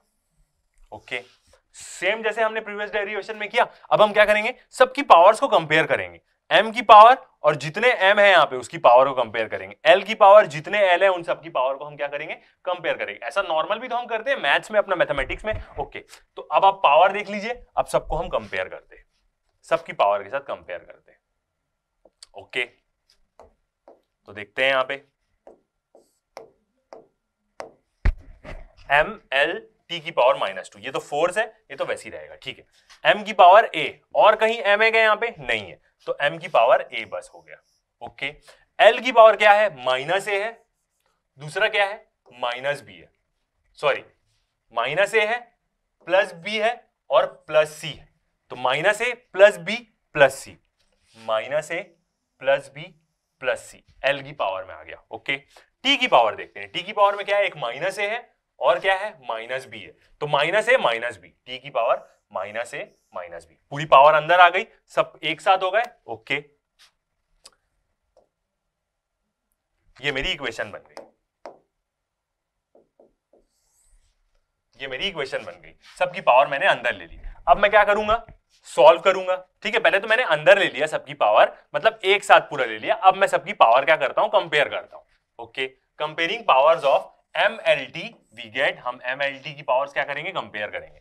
सबसे पहले a देखते हैं, a m की पावर में क्या है, यहां पे कुछ नहीं, मतलब a = 1, और ये येलो भी हो गया क्योंकि एक वैल्यू फिक्स हो गई, हमें सारे वैल्यू येलो वैल्यूज फिक्स हो जाएंगी, मतलब वो आ गया हमारा आंसर। इसका मतलब ये a का साथ 1 ही है तो a के पावर a का वैल्यू हमें 1 मिल गया। ओके, दूसरा देखते हैं L, यहां पे क्या है, L की पावर 1 है, और यहां पे क्या है, -a +b +c, तो -a +b +c equal to क्या है, 1, तो आ गया हमारा 1। सेकेंड इक्वेशन भी आ गई। ठीक है, m L कंपेयर हो गया। अब t को कंपेयर करते हैं, t की पावर में यहां पे क्या है, -2, और यहां पे क्या है, -a -b, तो -a -b इक्वल टू क्या हो जाएगा, -a -b equal to -2। Okay, same -a +b +c equal to क्या था, यहाँ पे 1 आ गया। t को कंपेयर किए, -a -b इक्वल टू -2, ये भी आ गया। तो ये तीनों इक्वेशन आ गई हमारे पास, ये 3 आ गए। ओके, अब जो ये वाली इक्वेशन है -a -b इक्वल टू -2, सबके पास माइनस है, सबका माइनस, इन लोग दोनों का मैं माइनस निकालता हूं तो बीच में प्लस हो जाएगा, इसका माइनस साथ वो क्या हो जाएगा, कैंसिल आउट हो जाएगा। मतलब इसको मैं यदि सॉल्व करके देखूं तो माइनस कॉमन निकाल लिया, a + b हो जाएगा, और इधर पे क्या है, -2 है, तो ये दोनों का माइनस साइन कैंसिल आउट हो जाएगा, तो क्या बच जाएगा, a + b = 2। तो ये ऊपर वाली इक्वेशन का ही एक और रिजोल्यूशन, मतलब उसका सिंप्लीफाई फॉर्म। ठीक है, ये आ गया। ओके, अब हमें ए की वैल्यू पता है 1 है, यहां पे ए की वैल्यू है मेरी 1। इस ए की वैल्यू को मैं इस इक्वेशन में पुट करता हूं 1, ये 1 इधर जाएगा, 2 से माइनस हो जाएगा। ठीक है, तो बी की वैल्यू भी क्या आ जाएगी, 1 आ जाएगी मेरी। ओके, तो इक्वेशन 4 से, ये वाली equation 4, from equation 4 we get, equation 4 से हमें क्या मिलेगा, ए की वैल्यू में पुट कर दिया, यहां पे जो ए की वैल्यू 1 है तो यहां पे 1 पुट कर दिया इक्वेशन 4 में। बी वैसी है, 2 ऐसे रहेगा, ये 1 इधर जाएगा तो क्या हो जाएगा 2 - 1, तो बी की वैल्यू क्या आ जाएगी 1। बी भी क्या हो गया हमारा, येलो हो गया। ए की वैल्यू मिल गई, बी की वैल्यू मिल गई, दो कोएफिशिएंट्स की वैल्यू मिल गई, फिक्स हो गए दोनों, येलो हो गए। अब हमें क्या निकालना है, बस सी की वैल्यू निकालनी है। ओके, तो मेरे को ए की वैल्यू पता है, बी की वैल्यू पता है, दोनों को यहां पे पुट कर दूंगा। ए की वैल्यू क्या है मेरी 1, बी की वैल्यू क्या है मेरी 1, दोनों को मैं यहां पे पुट कर दिया, सी की मेरी वैल्यू निकल जाएगी। बिल्कुल, देखते हैं इक्वेशन देख लीजिए एक बार, क्या है, minus A plus B plus C equal to 1। Minus A plus B plus C equal to 1, minus A plus B plus C equal to 1। A और बी की वैल्यू मैं पुट कर रहा हूं, सी वाली equation, putting the value of A equal to 1, B equal to 1 in equation 2 we get, equation 2 में हम put कर रहे हैं, इक्वेशन 2 कौन सी है, ये वाली हमारी इक्वेशन 2। ठीक है, मैं एकदम अच्छे से बार बार एक्सप्लेन कर रहा हूं ताकि कंफ्यूजन ना हो आप। ओके, तो यहां पे हमने वैल्यू पुट कर दी, तो यहां से क्या आ जाएगा, इसको प्लस करेंगे हम, तो ये दोनों तो दिख रहा है कैंसल आउट हो जाएगा। सी की वैल्यू क्या आ जाएगी 1, तो आ गया हमारा सी की वैल्यू, येलो हो गया, फिक्स हो गया। ए की वैल्यू मिल गई 1, बी की वैल्यू मिल गई 1, सी की वैल्यू मिल गई 1, तीनों की वैल्यू क्या है 1। सब की वैल्यू को हम क्या करेंगे, substituting the value of A B C in equation 1 we get, equation 1 कौन सी थी हमारी, ये वाली हमारी इक्वेशन 1, जो स्टोक्स लॉ को हम लिए थे। ए की भी वैल्यू 1 आई, बी की भी वैल्यू 1 आई, सी की भी वैल्यू 1 आ गई। तो यहां से हमें क्या मिल गया, एग्जैक्ट वही इक्वेशन मिल गई। डायमेंशन एनालिसिस किए तो एग्जैक्ट वही चीज आ गया। क्रिटिकल वेलोसिटी में हम किए थे तो क्या हुआ, वैल्यू नीचे आ रही थी, किसी की वैल्यू -1 आई थी तो वो वैल्यू नीचे में थी, यहां पे सबकी वैल्यू 1 आ गई, मतलब ये इक्वेशन क्या हो गई हमारी, कंफर्म हो गई, फिक्स्ड हो गई हमारी इक्वेशन कि हाँ ये इक्वेशन सही है। हमने डायमेंशन एनालिसिस किया, इक्वेशन सही आ गई। तो ड्रैगिंग फोर्स क्या हो जाएगी, 6 पाई ईटा आरवी। इसको आप एक और तरीके से लिख सकते हैं, कैसे, 6, ठीक है, पाई, ये जो ईटा का सिंबल है इसको मैं लिख दूंगा म्यू, मतलब डायनामिक विस्कोसिटी, आर और वी दोनों चीजें क्या होंगी, सही होंगी, बस आप विस्कोसिटी को अलग तरीके से डिनोट कर रहे हैं। ओके, तो ये इक्वेशन आ गई। वेयर अब जो k की वैल्यू है, k की वैल्यू है 6 पाई, उसको उन्होंने ही, स्टोक्स ने ही क्या एक्सपेरिमेंटली करके इंपीरियल रिलेशन से फाउंड करी, उसकी वैल्यू क्या आई यहां पे 6 pi. The value of k was found to be 6 pi experimentally, तो k की वैल्यू 6 पाई आ गई, तो ये हमारी आ गई स्टोक्स लॉ का एक्सप्रेशन। ओके, तो k की वैल्यू 6 पाई हमें मिलेगी, एक्सपेरिमेंटली वो उन्होंने फाउंड करी स्टोक्स ने। ओके, अब हम एप्लीकेशन देखते हैं कि जो अभी हमने लॉ पढ़ी, मतलब जो फोर्स हमें मिली, वो फोर्स का एप्लीकेशन क्या है। मतलब जब कोई भी स्फेरिकल बॉडी किसी फ्लूइड में गिर रही है, फ्लूइड वो कुछ भी हो सकता है, वाटर भी हो, लिक्विड भी हो, एयर भी हो, ऊंचाई से कोई आसमान से गिर रहा है तो उस पर कैसी ड्रैग फोर्स लगेगी, विस्कस फोर्स लगेगी, विस्कस ड्रैग लगेगा, उसके बारे में हमें पता है। तो first point, this law is used, यही लॉ यूज्ड होती है हमारी determination of electronic charges with the help of Millikan's experiment. ये लॉ कहां यूज होती है, मिल्कन्स एक ऑयल एक्सपेरिमेंट होता है, उसकी मदद से क्या होता है, इसी लॉ की मदद से हम क्या करते हैं, इलेक्ट्रिक चार्ज निकाल पाते हैं कि कितना चार्ज है, एक चार्ज की वैल्यू क्या है, कितना चार्ज है, वो चीज हम कैलकुलेट कर सकते हैं ये वाली लॉ से। Second, this law accounts for the formation of cloud. यही लॉ के मदद से क्या होता है, हम ये निकाल सकते हैं कि कैसे क्लाउड का फॉर्मेशन होगा, और यही लॉ रिस्पॉन्सिबल होती है क्लाउड्स के फॉर्मेशन के लिए, कि क्लाउड्स का इतना ज्यादा वो हो जाता है, मतलब उनका एरिया इतना ज्यादा हो जाता है कि वो ऊपर रहते हैं, और एक टाइम बाद जब उनका मास ज्यादा हो जाता है, क्रिटिकल मास से ज्यादा, तो वो क्या बन जाते हैं, रेन होके, मतलब बारिश होने, कंडेंसेट होके फॉल करने लग जाते हैं बारिश के फॉर्म में। तो इसी लॉ के कारण ही हमें समझ में आता है कि क्लाउड्स कैसे फॉर्म होते हैं, क्योंकि उनको ऐसी फोर्स मिलती रहती है, विस्कस फोर्स, कि वो ऊपर में क्या रहते हैं, स्टेबल रहते हैं।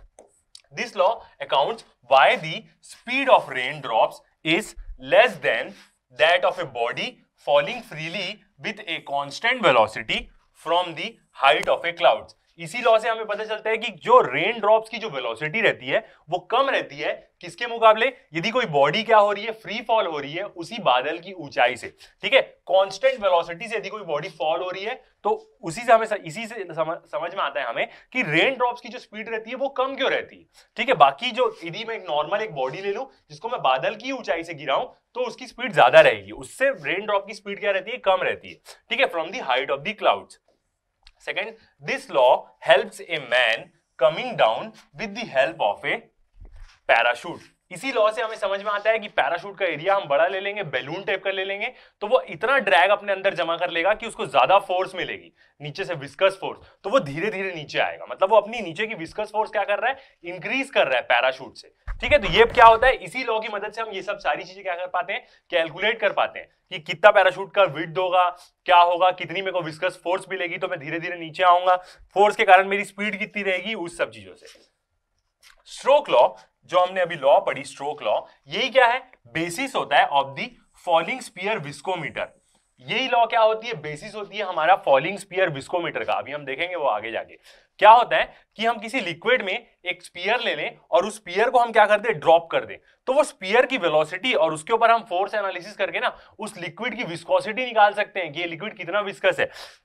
फॉलिंग स्पीयर विस्कोमीटर यही होता है कि उसमें एक स्पीयर को हम फॉल कराते हैं तो उससे क्या बनता है कि हमें उस लिक्विड की विस्कोसिटी समझ में आती है। ये एक्सपेरिमेंट आप अपने स्कूल के जो फिजिक्स का आपका एक्सपेरिमेंट है उसमें भी करते होंगे, ग्लिसरीन लेके या कुछ और लिक्विड लेके। ठीक है, तो फॉलिंग स्पीयर विस्कोमीटर का मेन बेसिस यही रहता है, स्टोक्स लॉ ही रहता है। एक छोटा सा स्पीयर हम एक फ्लूइड में ड्रॉप करेंगे, उसकी फोर्स एनालिसिस करेंगे तो हमें क्या समझ में आ जाएगा, एक टर्मिनल वेलोसिटी टर्म आती है, जस्ट अभी हम वो देखने वाले हैं। तो उससे हमें उस फ्लूइड की विस्कोसिटी कैलकुलेट हो जाती है कि ये फ्लूइड कितना विस्कस है, रखे हुए फ्लूइड की, रेस्ट फ्लूइड की। ओके, तो ये क्या है, इसके एप्लीकेशंस इस स्टोक्स लॉ के।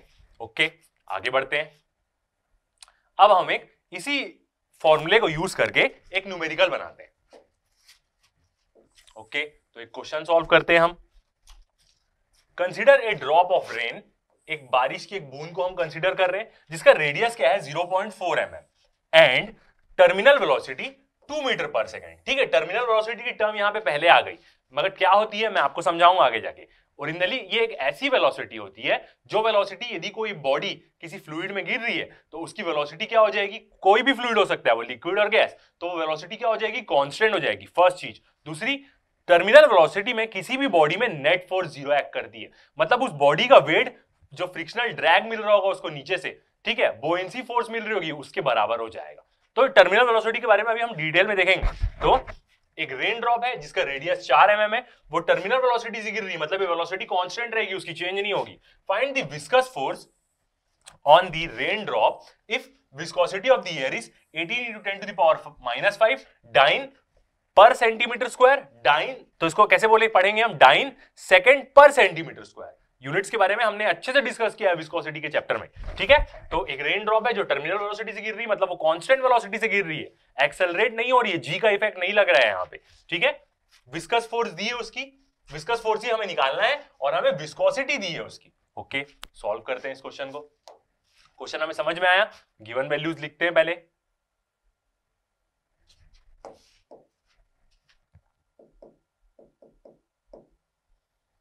गिवन वैल्यूज क्या क्या दिया है हमें, फर्स्ट हमें दिया है रेन ड्रॉप का रेडियस लिया है। ओके, हमने स्मॉल r लिखा है, कैपिटल R से डिनोट कर देते हैं, कोई फर्क नहीं पड़ता, नोटेशन आप कुछ भी ले सकते हैं। 0.4 mm। ओके, तो इसको अब हम मीटर में करेंगे तो 0.4 × 10 to the power -3 metre.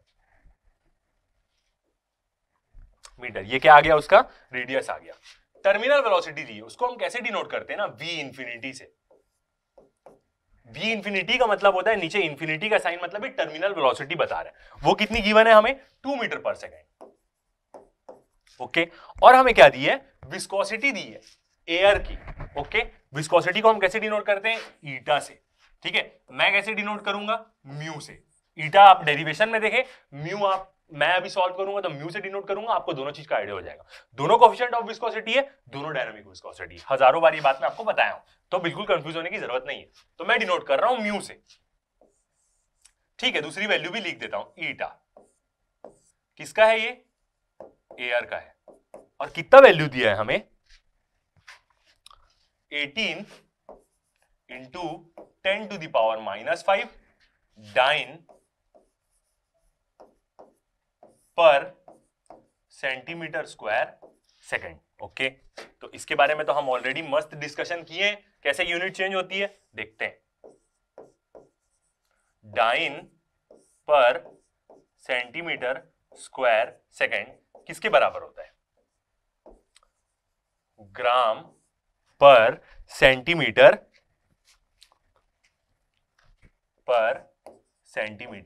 Seconds के, ठीक है। और यही यूनिट किसके बराबर होती है बताओ, पॉइस के बराबर होती है,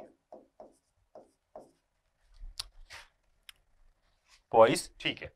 अब उसके बाद यदि मैं इसको चेंज करूं किसमें, मेरे को अपनी यूनिट किसमें चाहिए, मेरे को अपनी यूनिट न्यूटन पर मीटर स्क्वायर सेकंड में चाहिए, न्यूटन पर मीटर स्क्वायर सेकंड में चाहिए, या मेरे को पास्कल सेकंड में चाहिए, क्योंकि सारी मेरी यूनिट मीटर्स में है, तभी मैं इसको सॉल्व कर पाऊंगा इस क्वेश्चन में। तो कन्वर्ट करते हैं इसको, आप आराम से बस क्या करना है, 10 टू द पावर -1 मल्टीप्लाई करना है, न्यूटन सेकंड पर मीटर स्क्वायर में बन जाएगी, न्यूटन पर मीटर स्क्वायर सेकंड में बन जाएगी, मतलब पास्कल सेकंड में बन जाएगी ये, ठीक है। 10 टू द पावर -1 से बस मल्टीप्लाई करना है, ये छोटा रास्ता। बड़े रास्ते से एक बार जाते हैं तो आपको लगेगा कि बड़ा जा रहे हैं, बट समझ में आएगी इससे, एक बार याद हो गया तो कभी आप भूलेंगे नहीं। मैं आपको बता दे रहा हूं, 10 टू द पावर -1 मल्टीप्लाई करेंगे तो वो कन्वर्ट हो जाएगा। मगर देखते हैं हम, ग्राम को मैं केजी में कन्वर्ट करूंगा तो क्या हो जाएगा मेरा, 10 to the power -3 KG. Okay, centimetre को मैं मीटर में कन्वर्ट करूंगा तो 10 to the power -2 metre, second तो सेकंड में ही रहेगा। ओके, तो यहां से मेरे को समझ में आ रहा है कितना हो जाएगा ये, 10 टू द पावर बस -1 रहेगा, और केजी मीटर पर सेकंड ही क्या होता है मेरा, न्यूटन पर मीटर स्क्वायर सेकंड के बराबर होता है। विजिबल है आपको, बिल्कुल 10 to the power -1 newton metre square second के बराबर होता है। और इसी को हम क्या बोलते हैं, 10 टू द पावर -1 को मतलब मैं क्या बोल सकता हूँ, 0.1, और न्यूटन पर मीटर स्क्वायर मेरा क्या होगा, पास्कल और सेकंड। तो मैंने सारी यूनिट के बारे में एक इंफॉर्मेशन दे दी, बस हम क्या करेंगे, 10 टू द पावर -1 मल्टीप्लाई करेंगे तो हमारा कितना आ जाएगा, 18 इंटू 10 टू द पावर -6, बिल्कुल 10 टू द पावर -6 न्यूटन पर मीटर स्क्वायर सेकंड, और मैं बोलूंगा पास्कल सेकंड। ओके, मेरी यूनिट आ गई। तो मैंने विस्कोसिटी को कन्वर्ट कर लिया, बस यही मेन चीज था इस क्वेश्चन का, विस्कोसिटी को कन्वर्ट करना। अब हम स्टोक्स लॉ अपनी अप्लाई करेंगे, तो according to Stokes law, the viscous force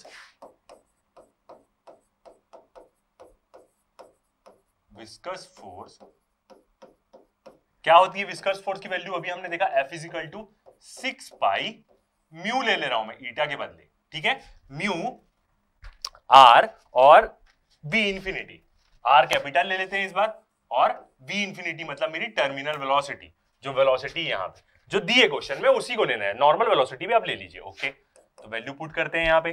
तो विस्कोसिटी का आप कभी भी नोट कर सकते हैं पॉज करके, मैं क्या करता हूं, इस पोर्शन को रब कर देता हूं। विस्कोसिटी की वैल्यू हमें समझ में आ गई, क्या आ जाएगी, मतलब हमने सॉल्व कर दी है विस्कोसिटी की वैल्यू, एयर की 18 into 10 to the power -6 pascal second, हमने सॉल्व करके निकाल लिया इसको।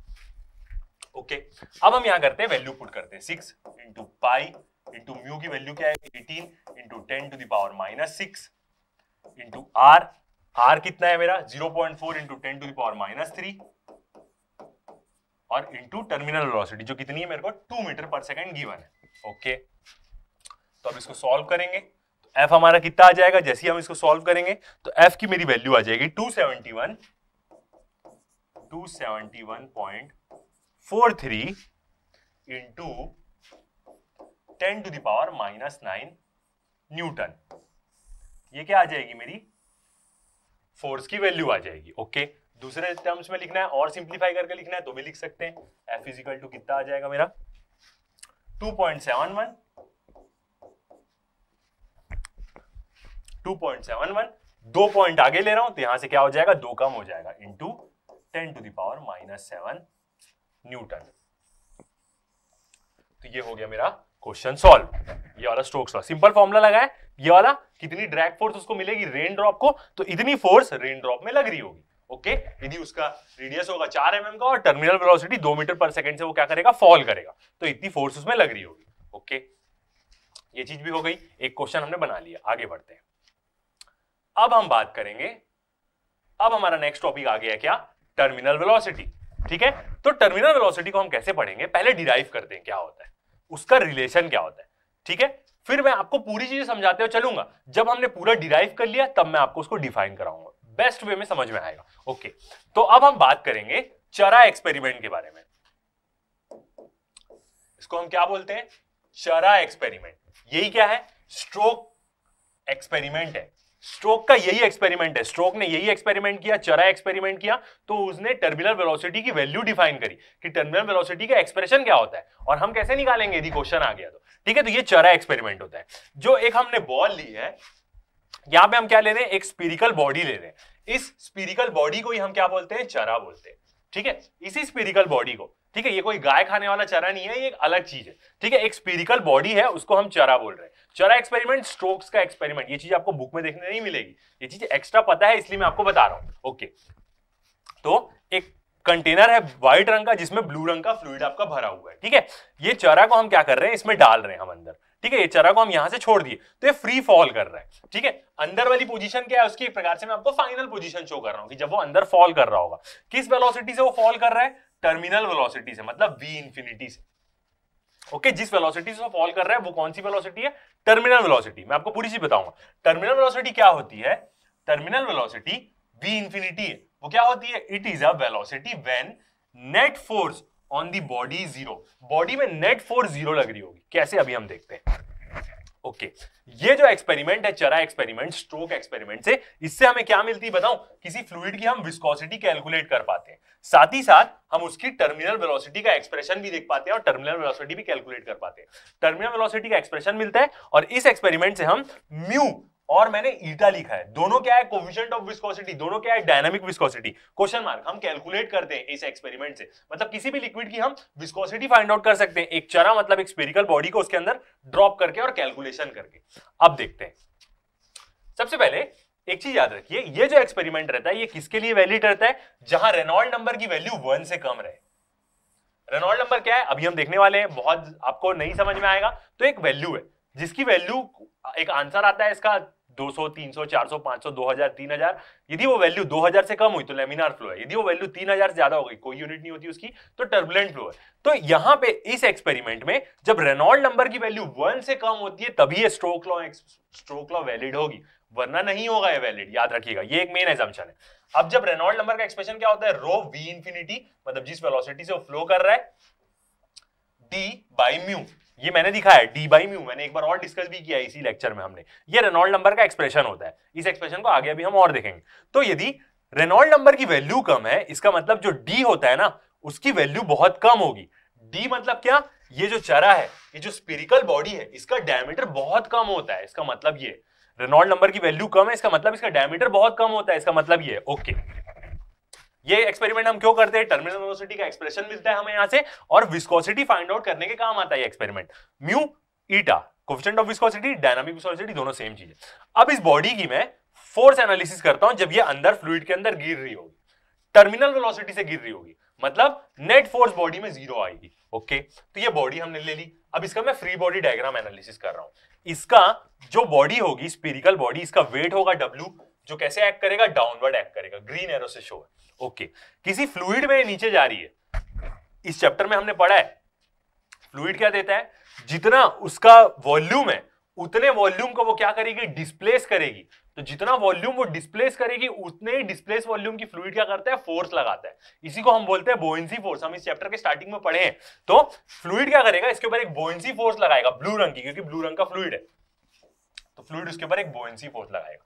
साथ ही साथ हमने देखा कि जब भी कोई चीज किसी फ्लूइड में ड्रॉप होगी तो उसे एक ड्रैग फोर्स मिलेगी, बैकवर्ड ड्रैगिंग फोर्स मिलेगी, क्योंकि वो एक लेयर को ड्रैग करेगी और नीचे वाली लेयर रेस्ट में होगी, लेयर्स के बीच में रिलेटिव मोशन होगा, तो एक बैकवर्ड ड्रैग फोर्स मिलेगी उसको। ठीक है, वो फोर्स क्या है, एफ डी। ये दोनों फोर्स का रिजल्टेंट ही लेंगे हम, मगर ये दोनों तरफ से इसमें लगती है, एक प्रकार से शो करने का तरीका है। तो ये दोनों रेड रंग की फोर्स क्या होगी, जो ये फ्लूइड में बॉडी नीचे गिर रही तो फ्लूइड उसको ड्रैग फोर्स देगा, एक तो ड्रैग फोर्स के साथ साथ एक बोयेंसी फोर्स भी देगा उसको, याद रखिएगा। ठीक है, तो जब ये बॉडी टर्मिनल वेलोसिटी से नीचे गिरेगी मतलब नेट फोर्स जीरो होगी, मतलब ये सारी फोर्सेस का सम जीरो होगा। मतलब जो W होगा, जो वेट होगा बॉडी का, वो किसके बराबर होगा, F D plus F B के बराबर होगा। ये दोनों फोर्सेस का सम ही उसके वेट के बराबर होगा, मतलब नेट फोर्स बॉडी में जीरो होगी, तभी वो टर्मिनल वेलोसिटी से गिरेगी। टर्मिनल वेलोसिटी एक कांस्टेंट वेलोसिटी होती है, जो वेलोसिटी चेंज नहीं होगी, जो है वो फिक्स रहेगी। ओके, तो मेरे हिसाब से अभी तक आपको सारी चीज समझ में आई होगी। ओके, तो अब हम क्या करेंगे, इसका फोर्स एनालिसिस करते हैं। टर्मिनल वेलोसिटी हम पढ़ रहे हैं, नेट फोर्स जीरो होगी, ये एक्सप्रेशन आया मेरा। W नीचे की तरफ लग रहा है, नीचे वाले को मैं माइनस ले लेता हूं, ऊपर वाले को मैं प्लस ले लेता हूं, तो यही मेरा एक्सप्रेशन आएगा। ओके, तो ये मेरा एक्सप्रेशन आएगा। आगे बढ़ते हैं, अब मैं इक्विलिब्रियम कंडीशन ले रहा हूं। ठीक है, तो ये एक्सप्रेशन देखिए, minus W plus F B plus F D. W को मैं नेगेटिव ले रहा हूं, बाकी नीचे वाली फोर्स को मैं नेगेटिव लेता हूं, जितनी फोर्स का मुंह ऊपर की तरफ है उसको मैं पॉजिटिव ले लूं। कोई भी साइन कन्वेंशन ले सकते हैं, एट लास्ट वही आएगा। ठीक है, तो नीचे वाली फोर्स W लग रही थी, उसको मैं ले लिया नेगेटिव, और ऊपर की फोर्स कौन सी थी, बोयेंसी फोर्स और ड्रैग फोर्स, दोनों फोर्स लगती है, याद रखिएगा। W नीचे की तरफ आ रही है, ऊपर बोयेंसी फोर्स लग रही है और ड्रैग फोर्स, दोनों का साइन पॉजिटिव आया, और नेट फोर्स जीरो होगी क्योंकि वो अपनी टर्मिनल वेलोसिटी से गिर रही है। ओके, और टर्मिनल वेलोसिटी का डेफिनेशन ही यही है कि जब कोई बॉडी, एक स्फीरिकल बॉडी किसी फ्लूइड में टर्मिनल वेलोसिटी से गिरेगी, जैसे रेन ड्रॉप अभी गिर रही थी प्रीवियस वाले न्यूमेरिकल में, तो वेलोसिटी उसकी कांस्टेंट होगी, एक्सेलरेशन ड्यू टू ग्रेविटी का इफेक्ट नहीं पड़ेगा यहाँ पे, क्योंकि वेट उसका बैलेंस हो गया है नीचे की फोर्सेस के कारण, तो जी का इफेक्ट नहीं पड़ेगा यहाँ पे, एक्सेलरेट नहीं करेगी बॉडी यहाँ पे। ओके, तो W plus F B plus F D, तो W को मैं उस तरफ ले जाता हूं, तो ये मेरा एक्सप्रेशन आ जाएगा, W is equal to F B plus F D. W को बस मैं उस तरफ ले गया। ओके, अब मैं इसको और सॉल्व करता हूं, सबकी वैल्यू पुट करता हूं। तो यहां से W मेरा क्या होता है, वेट। वेट क्या होता है मेरा, mg होता है, बिल्कुल। W क्या होता है, m into G, mass into acceleration due to gravity. Okay, buoyant force, buoyant force कितनी लगेगी, जितना वो स्फीयर फ्लूइड के अंदर है, तो वो उसका जितना वॉल्यूम है वो उतने फ्लूइड को क्या करेगा, ढकेलेगा। तो जितना वो वॉल्यूम डिस्प्लेस कर रहा है, उतने ही वॉल्यूम की फ्लूइड क्या करेगा, फोर्स लगाएगा। मतलब जो बुओयंट फोर्स होगी वो उस वेट के बराबर होगी, जितना वेट ऑफ फ्लूइड क्या होगा, डिस्प्लेस्ड होगा। एक स्फीयर है पानी के अंदर, उतने ही एरिया में जितना पानी होगा, यदि उतने एरिया में पानी होता तो उसका जो वजन होता, उस वजन जितनी बुओयंसी फोर्स लगेगी उसमें। तो एफ बी किसके बराबर होगा, जितना वेट फ्लूइड का डिस्प्लेस्ड होगा उस स्फीयर के कारण। तो W डिस्प्लेस्ड लिक्विड मैंने यहां पे लिखा है। ओके, FD की वैल्यू यहां पे मैंने थोड़ा सा अलग लिखा ताकि आपको और मजा आए। कैसे, फ्रिक्शन जो ड्रैग है, जो हमारी वैल्यू है, उसकी वैल्यू क्या आई थी, 6 पाई म्यू लिखा है मैंने यहां पे, ईटा आर वी, यही था। R को मैंने डायमीटर के फॉर्म में लिखा, तो R को मैं डायमीटर के फॉर्म में लिखूंगा तो क्या हो जाएगा, D/2। 2 से 6 कैंसल आउट हो जाएगा, 3 आ जाएगा, इसलिए यहां पे डायमीटर है, उसमें रेडियस था। मेरे को नहीं लगता कंफ्यूजन होगा इस पे। ओके, ईटा का साइन मैंने क्या लिया, विस्कोसिटी का, यहां पे मैंने म्यू लिया है। सेम है दोनों चीज, दोनों कोएफिशिएंट ऑफ विस्कोसिटी, दोनों डायनामिक विस्कोसिटी। ओके, तो यहां पे एक्सप्रेशन मैंने हल्का सा अलग लिखा ताकि आपको पता चले कि डायमीटर आएगा तो कैसे फॉर्मूला चेंज होगा, कोई दिक्कत नहीं, दोनों सेम चीज है। ओके, तो 3 पाई म्यू डी वी इंफिनिटी, ये हमारा एक्सप्रेशन बन गया। और खोलते हैं इसको। ठीक है, मास को, डेंसिटी हमारा क्या होता है, मास अपॉन वॉल्यूम होता है। ओके, मास की यदि मैं वैल्यू लिखूं तो डेंसिटी इंटू वॉल्यूम होगा, बिल्कुल, मास डेंसिटी इंटू वॉल्यूम ही तो होगा। तो यहां पे मैंने क्या किया, डेंसिटी और वॉल्यूम, वॉल्यूम को उससे दूर रख दिया और जी को डेंसिटी के साथ रख दिया। ओके, कोई प्रॉब्लम नहीं, तीनों इंटू में है, तीनों को मैं कहीं भी रखूं कोई प्रॉब्लम नहीं है। M के बदले रो और V तो आया ही, साथ में G था ही, तो मैंने रो और G को साथ में रख दिया, तीनों इंटू में कैसे भी रखे कोई फर्क नहीं पड़ता। ठीक है, तो ये रो G क्या होगी, चरे की होगी, मतलब जो स्फीरिकल ऑब्जेक्ट है जो गिर रहा है उसका। ओके, इंटू V, ये V क्या है यहाँ पे, वॉल्यूम है, याद रखिएगा। ओके, फिर जो वेट है डिस्प्लेस्ड लिक्विड का, वो तो उस डिस्प्लेस्ड लिक्विड का भी वेट क्या होगा, mg होगा, और मास किसका होगा, फ्लूइड का होगा, तो mg क्या होगा, रो इंटू वी, और वो डेंसिटी किसकी होगी, फ्लूइड की होगी, तो रो जी। ठीक है, जी था यहाँ पे, वेट में जी आता है तो मैंने रो के साथ जी को लिख दिया है, किसका है, लिक्विड का है। ठीक है, इंटू वी डिस्प्लेस, मतलब ये वॉल्यूम है, और ये वॉल्यूम कौन सा है, जो वो फ्लूइड के अंदर डिस्प्लेस्ड कर रहा है वो वॉल्यूम है। ओके, एकदम स्पेसिफिकली मैंने लिखा है ताकि कोई कंफ्यूजन ना हो। तो ये समझ में आया होगा, mg है ये पूरी वैल्यू, वेट ही है एक प्रकार का। ओके, 3 पाई mu D V infinity same वैसी रखा हुआ है। ओके, अब एक और टर्म आती है कहीं कहीं पे, ये नीचे वाली इक्वेशन उतनी यूज की नहीं है क्योंकि हम ये ऊपर वाली को ही यूज करेंगे, मगर मैंने एक और इक्वेशन बनाई ताकि आपको एक और चीज पता चले। जो रो और जी होता है ना, ऐसा लिखने का कारण क्या है ना, रो जी को ना हम गामा से डिनोट कर सकते हैं, गामा सी। रो जी को ना मैं गामा से डिनोट कर सकता हूं। गामा क्या होता है मेरा, एक नई टर्म आती है, ये टर्म अभी तक आपके पास नहीं आई होगी बट आपको जानना चाहिए कि गामा क्या होता है। गामा होता है मेरा specific weight, specific weight. Gamma की वैल्यू क्या होती है, रो जी बोलते हैं, और इसको हम क्या बोलते हैं, वेट डेंसिटी भी बोलते हैं, वेट डेंसिटी। ओके, गामा से इसको हम डिनोट करते हैं, स्पेसिफिक वेट जिसकी वैल्यू रो जी होती है, और इसको हम वेट डेंसिटी भी बोलते हैं। याद रखिएगा ये जो वैल्यू है ये स्पेसिफिक ग्रेविटी नहीं है, याद रखिएगा।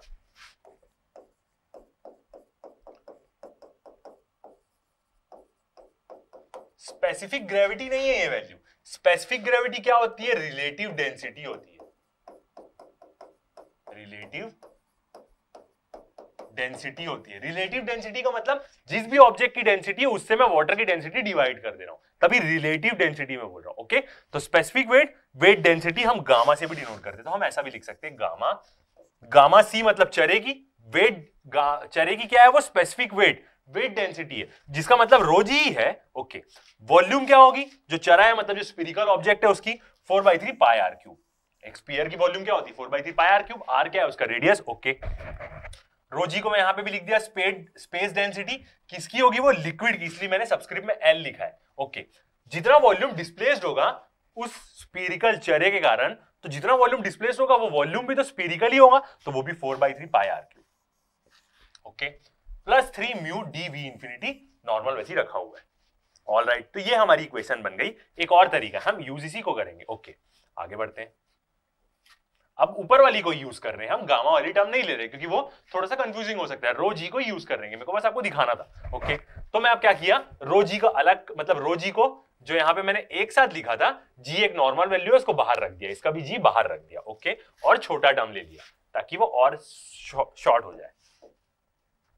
तो क्या आया, डेंसिटी किसकी, उस स्फेरिकल बॉडी की मतलब चरेगी, ठीक है, into G into pi by 4/3 pi R cube, sphere की डेंसिटी, सॉरी स्फीयर का क्या है ये वॉल्यूम है। Okay, equal to rho L, मतलब ये क्या है, जिस फ्लूइड में वो गिर रहा है उसकी डेंसिटी, जी नॉर्मल रखा हुआ है, 4/3 पाई आर क्यूब, जितना वो फ्लूइड डिस्प्लेस कर रहा है volume, 6 pi mu are infinity. अब मैंने नॉर्मल रखी है इसको, आर की वैल्यू पहले डी था तो 3 था, आर रख ले 6 रख लिया। को बोलेगा सर आप पहले डी रखे, फिर उसके बाद पहले आर था, फिर उसको आप डी किए, फिर उसके बाद उसको आर कर दिए। कोई टेंशन नहीं है, ऐसा आना चाहिए समझ में, ताकि समझ में आए कि वैल्यू हम चेंज कर रहे हैं। तो अब नॉर्मल वैल्यू आ गई हमारी।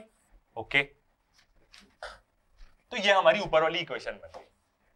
अब हम देखते हैं, अब हम क्या करेंगे, ये जो पूरी टर्म है इसको उठा के यहां रख लेते हैं। ओके, ये टर्म को इधर ले आएंगे, तो ये टर्म इधर आ गई हमारी, और माइनस में आ गई, यहां पे वो प्लस में थी तो इधर आके माइनस में आ गई। ओके, इधर वाली value 6 pi mu R V infinity normal रखी हुई है। अब 4/3 दोनों के में कॉमन है, इसमें भी 4/3 है, इसमें भी 4/3 है, बाहर निकाल लेते हैं, 4/3 बाहर आ गया। ओके, अंदर में क्या बचेगा, जी भी दोनों के पास कॉमन है, तो जी यहां, ठीक है, जी हम बाद में बाहर निकाल लेंगे। तो क्या हो गया, रो सी, ये किसकी है, स्पिरिकल ऑब्जेक्ट की मतलब चरेगी, rho C G minus rho L G, rho L मतलब किसका है, जो लिक्विड है, जिस लिक्विड में वो गिर रहा है उसकी डेंसिटी है, G 6 pi mu R V infinity. ये तो वैसे ही रखा हुआ है नॉर्मल टर्म, कौन सी है, वही फोर्स अपनी स्ट्रोक लॉ है। ठीक है, अब यहां से हम क्या करेंगे, जी भी कॉमन निकाल लेंगे, और अब यहां से मैं क्या करूंगा, वी इंफिनिटी की वैल्यू कैलकुलेट करूंगा। वी इंफिनिटी की वैल्यू यदि मैं निकालूं तो बाकी सब उसके नीचे आ जाएगा। ओके, और कैंसल आउट क्या क्या हो रहा है देखते हैं। सबसे पहले 3 नहीं होगा, ऊपर ऊपर की चीजें कैंसल आउट होती है, 2 2 जा 4, 2 3 जा 6। ओके, ये 3 जब नीचे आएगा तो ये 9 बन जाएगा, ऊपर में 2 है ही, 4 कट के जो 2 बना था वो 2 है ही। ओके, आर था, अब यहां पे आर क्यूब है, तो ये आर कैंसल आउट हो गया, और ये आर का क्या हो गया, स्क्वायर हो गया, तो यहां पे आ गया आर स्क्वायर। ओके, और क्या कैंसल आउट हो जाएगा, पाई पाई खत्म हो गया दोनों तरफ से, ठीक है, पाई कैंसल आउट हो गया, बस आर था, आर स्क्वायर आ गया, अब अंदर का टर्म बचा है, जी बाहर है ही, यहां पे कॉमन निकाल के रो सी मतलब स्फेरिकल ऑब्जेक्ट की जो स्फेरिकल बॉडी है उसका माइनस रो एल जो जिस लिक्विड में वो फॉल कर रहा है उस लिक्विड की डेंसिटी 9 और यहां पे म्यू था मतलब कोएफिशिएंट ऑफ विस्कोसिटी मतलब डायनामिक विस्कोसिटी मतलब ईटा, वो आ गया यहां नीचे में, म्यू बोलते हैं ईटा बोले सेम चीज। तो ये आ गया हमारा टर्मिनल वेलोसिटी का एक्सप्रेशन। जब भी आपको न्यूमेरिकल में पूछे कि टर्मिनल वेलोसिटी कैलकुलेट करो तो आपको वो जो स्फेरिकल ऑब्जेक्ट है उसकी डेंसिटी देगा, जिस लिक्विड में वो गिर रहा है उस लिक्विड की डेंसिटी देगा, जी की वैल्यू आपको पता है, लिक्विड की विस्कोसिटी आपको पता होगी और उस बॉडी का रेडियस आपको पता होगा तो आप निकाल सकते हैं, या आपको वो टर्मिनल वेलोसिटी दे देगा और बोलेगा उस लिक्विड की वेलोसिटी निकालो, सॉरी विस्कोसिटी निकालो, तो आप निकाल लेंगे उस लिक्विड की विस्कोसिटी। इसी को हम क्या बोलते हैं, म्यू को ईटा बोलते हैं। तो कंफ्यूजन नहीं होना चाहिए। ओके, तो मेरे हिसाब से अभी तक सारी चीजें क्लियर हो गई होगी आपको बिल्कुल अच्छे से। तो टर्मिनल वेलोसिटी का ये एक्सप्रेशन जो आपके लिए इंपॉर्टेंट रहेगा, याद रखना। इस डेरिवेशन को आप एक बार और बना के देखिए, एकदम क्लियरली मैंने सारे स्टेप्स बताया, एक भी वैल्यू का इधर उधर का कोई आपको दिक्कत नहीं होगी। ओके, तो ये आ गया हमारा टर्मिनल वेलोसिटी का एक्सप्रेशन। अब हम देखते हैं टर्मिनल वेलोसिटी क्या होती है, डिफाइन कर लेते हैं अब जब हमको उसको पूरी बातें पता चल गई उसके बारे में।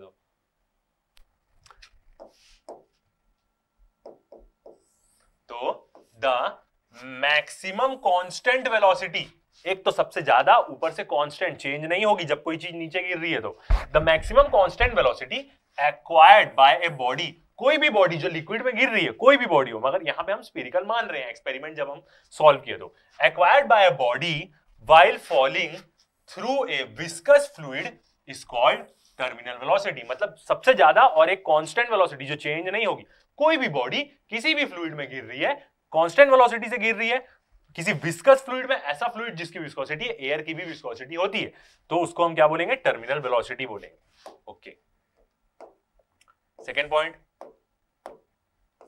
Consider an example of rain drop in air. जो बारिश की बूंद एयर में गिरती है उसका एग्जांपल ले लो।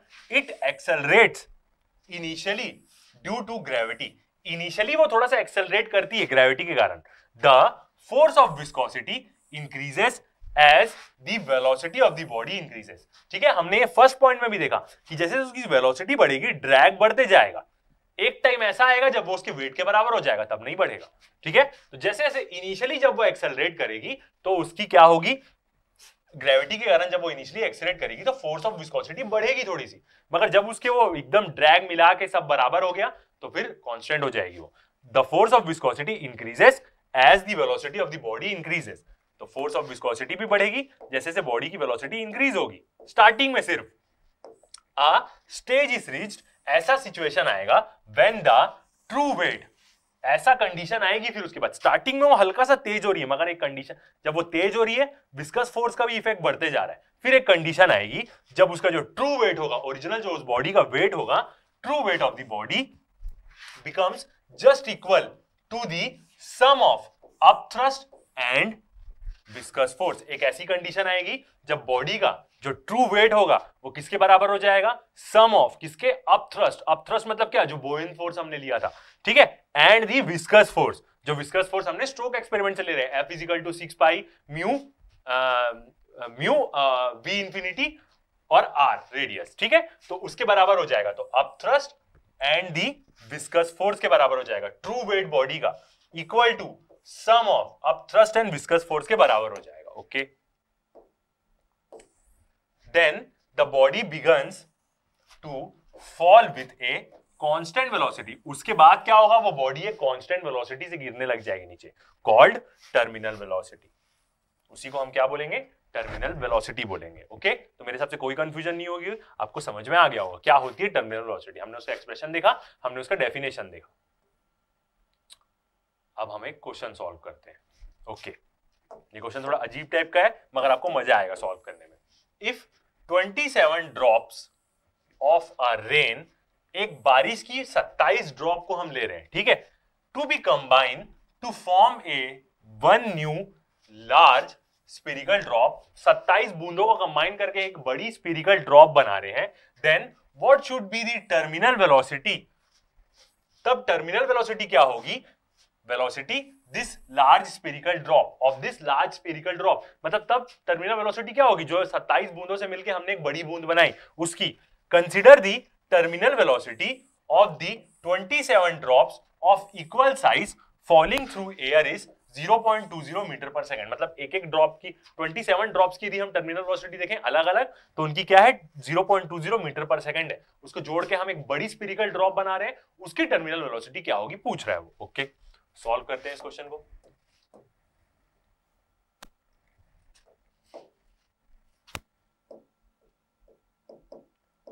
गिवन वैल्यूज लिखते हैं, ठीक है।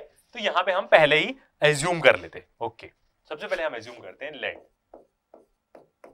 ओके, फर्स्ट क्या होगा, रेडियस ऑफ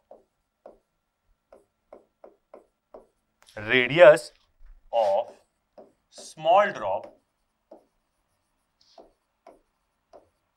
स्मॉल ड्रॉप का जो रेडियस है उसको हम कंसीडर करते हैं r।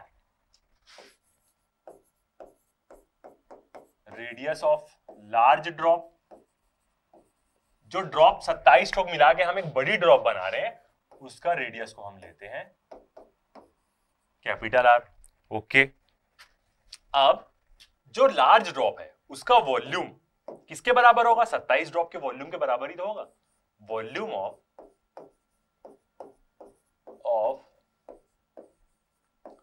Large drop is equal to 27 times volume of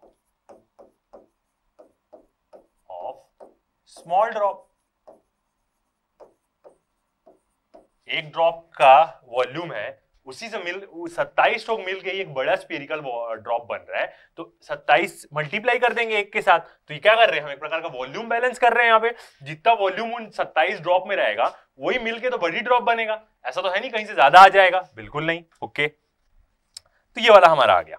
अब हम देखते हैं लार्ज ड्रॉप का वॉल्यूम कितना होगा, 4/3 पाई r क्यूब, यही होगा स्फीयर का वॉल्यूम, स्फेरिकल ड्रॉप ही बना रहे हैं, इंटू 27 इंटू 4/3 पाई, यहां पे क्या होगा स्मॉल r का क्यूब।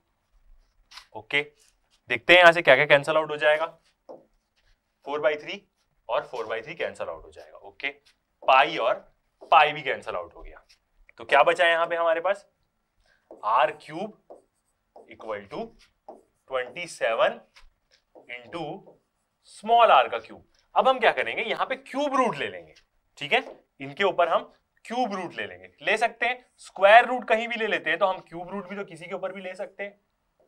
क्यूब रूट ले लिए, सब क्यूब से बाहर आ जाएंगे, तो क्या एक्सप्रेशन बनेगा, r equal to 3 into 3 into 3, 3 into 3 9, 9 into 3 27, तो यहां से क्या निकलेगा 327 इंटू r।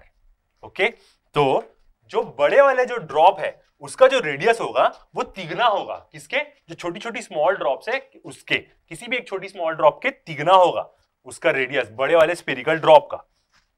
ओके, तो ये वाला आ गया। अब हम देखते हैं टर्मिनल वेलोसिटी के बारे में, तो ये चीज हो गई, ठीक है, इसको आप पॉज इस तरफ लिखते हैं, late terminal velocity of small drop and large drop be V1 and V2। ठीक है, स्मॉल को ही हम V1 ले रहे हैं, बिल्कुल स्मॉल और बिग, V1 एंड V2। ठीक है, जनरली हम ऐसा लिखते हैं तो आखिरी में रेस्पेक्टिवली भी लिखते हैं ताकि वो एक के अनुसार एक रहे, नहीं लिखते कोई बात नहीं, ठीक है, समझ में आ रहा है हमको, V1 V2। और टर्मिनल वेलोसिटी का वैल्यू हमें पता है क्या होता है, 2, हमने अभी फॉर्मूला निकाला, इंफिनिटी बोलूं या अभी नॉर्मल भी रखूं, कोई ठीक है, कोई टेंशन नहीं, 2 पाई r स्क्वायर रो, जो ड्रॉप होगा मतलब जो ऑब्जेक्ट होगा, मतलब यहां पे क्या है यहां पे क्या है हमारा जो स्फेरिकल ड्रॉप है, ठीक है, C लिख लेते हैं उसको, और जिस लिक्विड में गिर रही है, लिक्विड क्या है यहाँ पे एयर है, तो यहां पे हम लिखेंगे उसको फ्लूइड बोल सकते हैं। ओके, तो यहां पे हम उसको ले लेते हैं फ्लूइड ले लेते हैं, क्योंकि एयर में गिर रहा है तो वो एयर क्या है, एक प्रकार का फ्लूइड है। हमने डिराइव किया, याद रखिएगा, एक लिक्विड के लिए सॉरी हमने डिराइव उसको लिक्विड के लिए किया, ये एक्सप्रेशन फ्लूइड के लिए भी वेरी होता है, मतलब एयर गैसेस के लिए भी वेरी सेम ही होगा, मतलब अप्लाई होगा गैसेस में भी। ओके ठीक है, तो 2 पाई r और नीचे क्या रहता है यहाँ पे 9 म्यू रहता है। ओके तो सारी चीजें सेम रहेगी, ड्रॉप का जो डेंसिटी है वो भी सबके लिए सेम रहेगा, जिस फ्लूइड में वो गिर रहा है एयर में ही गिर रहा है, वो सब चीजें सेम रहेगी, बस एक चीज में क्या फर्क रहेगा बताओ, रेडियस में। विस्कोसिटी भी सेम रहेगी एयर की। ओके तो यहां से एक्सप्रेशन क्या आएगा, जो v है ना वो डायरेक्टली प्रोपोर्शनल होगा किसके, r स्क्वायर। यहां से हमें ये रिलेशन मिलेगा कि जो टर्मिनल वेलोसिटी है वो डायरेक्टली प्रोपोर्शनल होगी किसके, r स्क्वायर के। तो हमें रेडियस पता है, अब हम कैलकुलेट कर सकते हैं। ओके चलिए कैलकुलेट करते हैं, इधर का पोर्शन क्या करते हैं, रब करते हैं।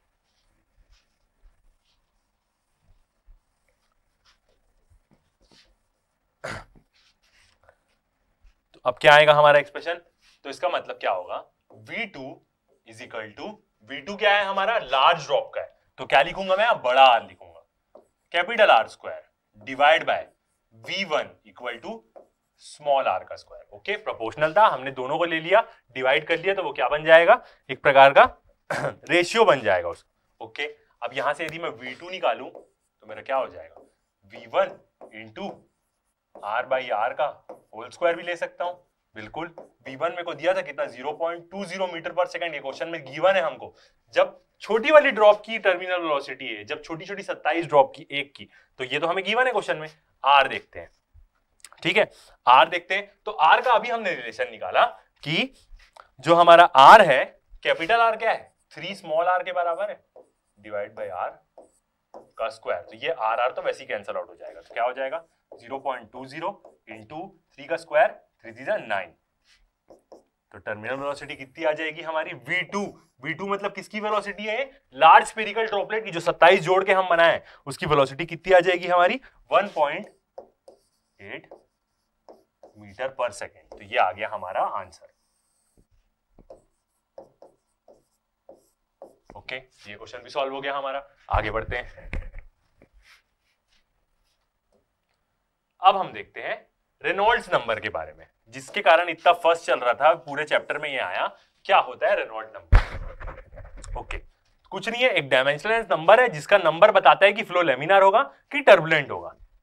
फर्स्ट पॉइंट, ऑसबॉर्न रेनॉल्ड 1842 से 1921 तक उनका life span, observe that turbulent flow is likely for viscous fluid flowing at low rates। तो ऑस्कर रेनॉल्ड ने क्या किया, ऑब्जर्व किया कि टर्बुलेंट फ्लो जनरली कहां होता है, जब कोई विस्कस फ्लूइड लो रेट से फ्लो कर रहा होगा, लो उसका फ्लो रेट होगा, मतलब उसका डिस्चार्ज कम होगा। कोई विस्कस फ्लूइड का मतलब ऐसा फ्लूइड जिसकी विस्कोसिटी ज्यादा है, इंटरनल फ्रिक्शन ज्यादा है, इसका मतलब तो ऐसा फ्लूइड का फ्लो क्या होता है, टर्बुलेंट फ्लो होता है। He define a dimensionless parameter, उन्होंने एक डायमेंशनलेस पैरामीटर डिफाइन किया, हुज वैल्यू, जिसकी वैल्यू डिसाइड करेगी, decides the nature of flow, किसका, of a liquid through a pipe, जिसकी उन्होंने एक डायमेंशनलेस नंबर डिसाइड बताया, जिसकी वैल्यू डिसाइड करेगी कि फ्लूइड का फ्लो कैसा है, लेमिनार है कि टर्बुलेंट है, किसी लिक्विड का जब वो किसी पाइप में फ्लो कर रहा है, I whether A flow will be study और टर्बुलेंट। स्टडी और टर्बुलेंट मतलब यहाँ पे स्टडी वो लेमिनार फ्लो को ही ले रहा है, और स्टडी स्ट्रीमलाइन लेमिनार फ्लो तीनों एक ही चीज होगी, और टर्बुलेंट एक अलग हो गया। ठीक है, तो स्टडी मतलब लेमिनार ही होगा यहाँ पे। It is given by, Reynold number हम कैसे निकालते हैं, रो वी जो वेलोसिटी है फ्लूइड की, डायमीटर जिस पाइप में बह रहा है, नीचे ईटा, अब मैंने यहाँ पे ईटा का सिंबल ले लिया, ईटा ही बराबर होगा म्यू के, दोनों कोएफिशिएंट ऑफ विस्कोसिटी, दोनों डायनामिक विस्कोसिटी है, तो R is equal to rho V by D coefficient of viscosity. ये क्या है हमारा रेनॉल्ड नंबर का एक्सप्रेशन आया। याद रखिएगा जब भी रेनॉल्ड नंबर लिखें तो आप आर के ऐसे सबस्क्रिप्ट में ई मत लिखिएगा, ठीक है, बुक्स में भी ऐसा रहता है, वो गलत है। रेनॉल्ड नंबर जितने भी नंबर्स होते हैं आर के साथ में ही होता है, तो हमेशा आप ऐसे डिनोट करिए उसको। ओके तो रेनॉल्ड नंबर का एक्सप्रेशन क्या आएगा, डेंसिटी जो लिक्विड फ्लो कर रहा है उसकी घनत्वता मतलब डेंसिटी, उस लिक्विड की वेलोसिटी v, जिस पाइप में फ्लो कर रहा है उसका डायमीटर, और उस फ्लूइड की विस्कोसिटी जो विस्कोसिटी क्या है। ओके आगे बढ़ते हैं, वेयर रो क्या है हमारा, density of the fluid, v क्या है हमारा, वेलोसिटी ऑफ द लिक्विड, ईटा क्या है हमारा, coefficient of viscosity of the liquid, ठीक है, d क्या होगा हमारा, डायमीटर ऑफ द पाइप, जिस पाइप में फ्लो कर रहा है उसका डायमीटर। ओके अब ये कंडीशंस, इफ आरई मतलब यदि रेनॉल्ड नंबर की वैल्यू लाई करती है 0 से लेके 2000 तक, इसकी वैल्यू ऐसी आती है, और कंडीशन में तो 50,000 तक भी आती है जब आप आगे जाके पढ़ेंगे तो, ठीक है। तो यदि इसकी वैल्यू, हर केस में वो अलग अलग सेट होता है, याद रखिएगा। हम जो केस पढ़ेंगे उसमें उसकी वैल्यू 0 से लेके 4-5 हजार तक के बीच में ही आएगी, ठीक है। कुछ कुछ केसेस ऐसे होते हैं जो पढ़ते हैं लोग हायर स्टडी में, जिसमें 50,000 भी आती है, वो हमारे लिए यूजफुल नहीं है अभी। तो यदि रेनॉल्ड नंबर की वैल्यू 0 से लेके 2000 के बीच में आ रही है तो लिक्विड फ्लो क्या होगा, स्ट्रीमलाइन होगा और लैमिनार होगा, ठीक है। यदि रेनॉल्ड नंबर की वैल्यू 0 से 2000 के बीच में आती है किसी क्वेश्चन में, आप पूरे उसके फॉर्मूले में वैल्यू रखेंगे, रेनॉल्ड नंबर 2000 से कम आती है मतलब लैमिनार फ्लो है, मतलब स्ट्रीमलाइन फ्लो है, मतलब स्टडी फ्लो है। यदि आरई की वैल्यू बड़ी आती है, 3000 से बड़ी आती है, तो इसका मतलब क्या है, फ्लो है हमारा टर्बुलेंट। 3000 से बड़ी आई इसका मतलब फ्लो हमारा टर्बुलेंट है। इफ यदि आरई की वैल्यू 2000 से 3000 के बीच में लाई करती है तब नहीं बता सकते हम, एक प्रकार का ट्रांजिशन फ्लो बोलते हैं हम वहां पे। ये वर्ड अभी आप लोग यूज नहीं करते हैं मगर ट्रांजिशन फ्लो करते हैं। इसका मतलब ये होता है कि वहां पे फ्लो को हम नहीं बता सकते। 2000 से 3000 के बीच में आई तो वहां पे वो फ्लो कुछ भी हो सकता है, वो लैमिनार बन जाएगा या तो वो टर्बुलेंट बन जाएगा, कुछ भी हो सकता है उस रेंज में। Then flow of the liquid is unstable, मतलब उस केस में फ्लो ऑफ लिक्विड क्या होता है, अनस्टेबल होता है। इट में change from laminar to turbulent and vice versa, मतलब या तो वो लैमिनार से टर्बुलेंट बन जाएगा या वो टर्बुलेंट से लैमिनार बन जाएगा, कुछ भी हो सकता है उस रेंज में, नहीं बता सकते, अनस्टेबल होता है 2000 से 3000 के बीच में। ओके, और पॉइंट्स देखते हैं। The exact value at which turbulence sets in a fluid is called critical Reynold number. जैसे हमने क्रिटिकल वेलोसिटी पढ़ा वैसे क्रिटिकल रेनॉल्ड नंबर भी होता है। यदि रेनॉल्ड नंबर की वैल्यू क्रिटिकल रेनॉल्ड नंबर से छोटी आई तो फ्लो लैमिनार है, स्ट्रीमलाइन है, स्टडी है। यदि क्रिटिकल रेनॉल्ड नंबर से अब हमारे रेनॉल्ड नंबर की वैल्यू ज्यादा आई तो इसका मतलब फ्लो क्या है, टर्बुलेंट है। जैसे क्रिटिकल रेनॉल्ड नंबर 1000 हो गया, हमारे फ्लो की वैल्यू आई 500 तो हमारा फ्लो लैमिनार है। यदि क्रिटिकल नंबर 1000 है और हमारे सॉल्व करने के बाद वैल्यू आई कितनी, 2000, तो फ्लो क्या है, टर्बुलेंट है। वो फिक्स रहता है, वो आपको देगा कि क्रिटिकल रेनॉल्ड नंबर क्या है। नहीं देगा तो हम ये वाला एजम्पशन मानेंगे, 0 से 2000 के बीच में आई तो लैमिनार, 3000 से बड़ी आई तो टर्बुलेंट, 2000 से 3000 के बीच में नहीं पता क्या हो सकता है, ठीक है।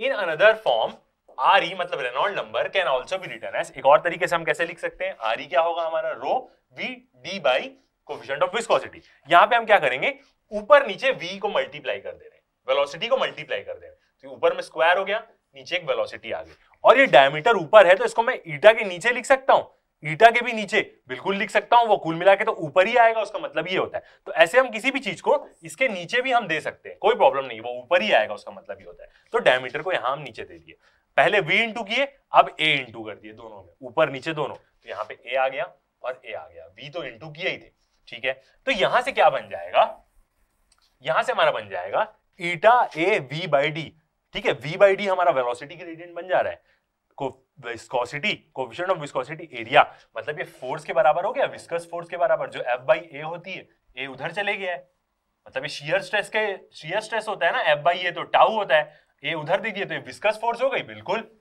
ऊपर वाली क्या है, इनर्शिया फोर्स, तो रेनॉल्ड नंबर किसका रेशियो होता है, inertia force by viscous force का। ये एक और डेफिनेशन रहता है रेनॉल्ड नंबर का, मतलब वो फ्लूइड की इनर्शिया फोर्स और विस्कस फोर्स का रेशियो है, पर यूनिट एरिया भी बोलते हैं, मगर दोनों में रहता है तो कैंसल आउट हो जाएगा, तो भी हम ऐसा बोल सकते हैं। Hence, Reynolds number represents the ratio of inertia forces per unit area to viscous forces per unit area. Ratio किसका होगा, inertia forces per unit area to viscous forces per unit area. दोनों के नीचे पर यूनिट एरिया है, cancel करके सिर्फ inertia forces by viscous forces भी बोल सकते हैं, कोई प्रॉब्लम नहीं। ओके, ये चीज हो गई हमारी। अब हम एक क्वेश्चन बनाते हैं रेनॉल्ड नंबर से related. The flow rate of water is 0.58 litres per minute में, मतलब ये डिस्चार्ज दिया है, वॉल्यूमेट्रिक फ्लो रेट दिया है, ठीक है, फ्रॉम ए टैप, एक नल से निकल रहा है, ऑफ ए डायमीटर 1.30 सेंटीमीटर, जिसका डायमीटर क्या है 1.30 centimetre.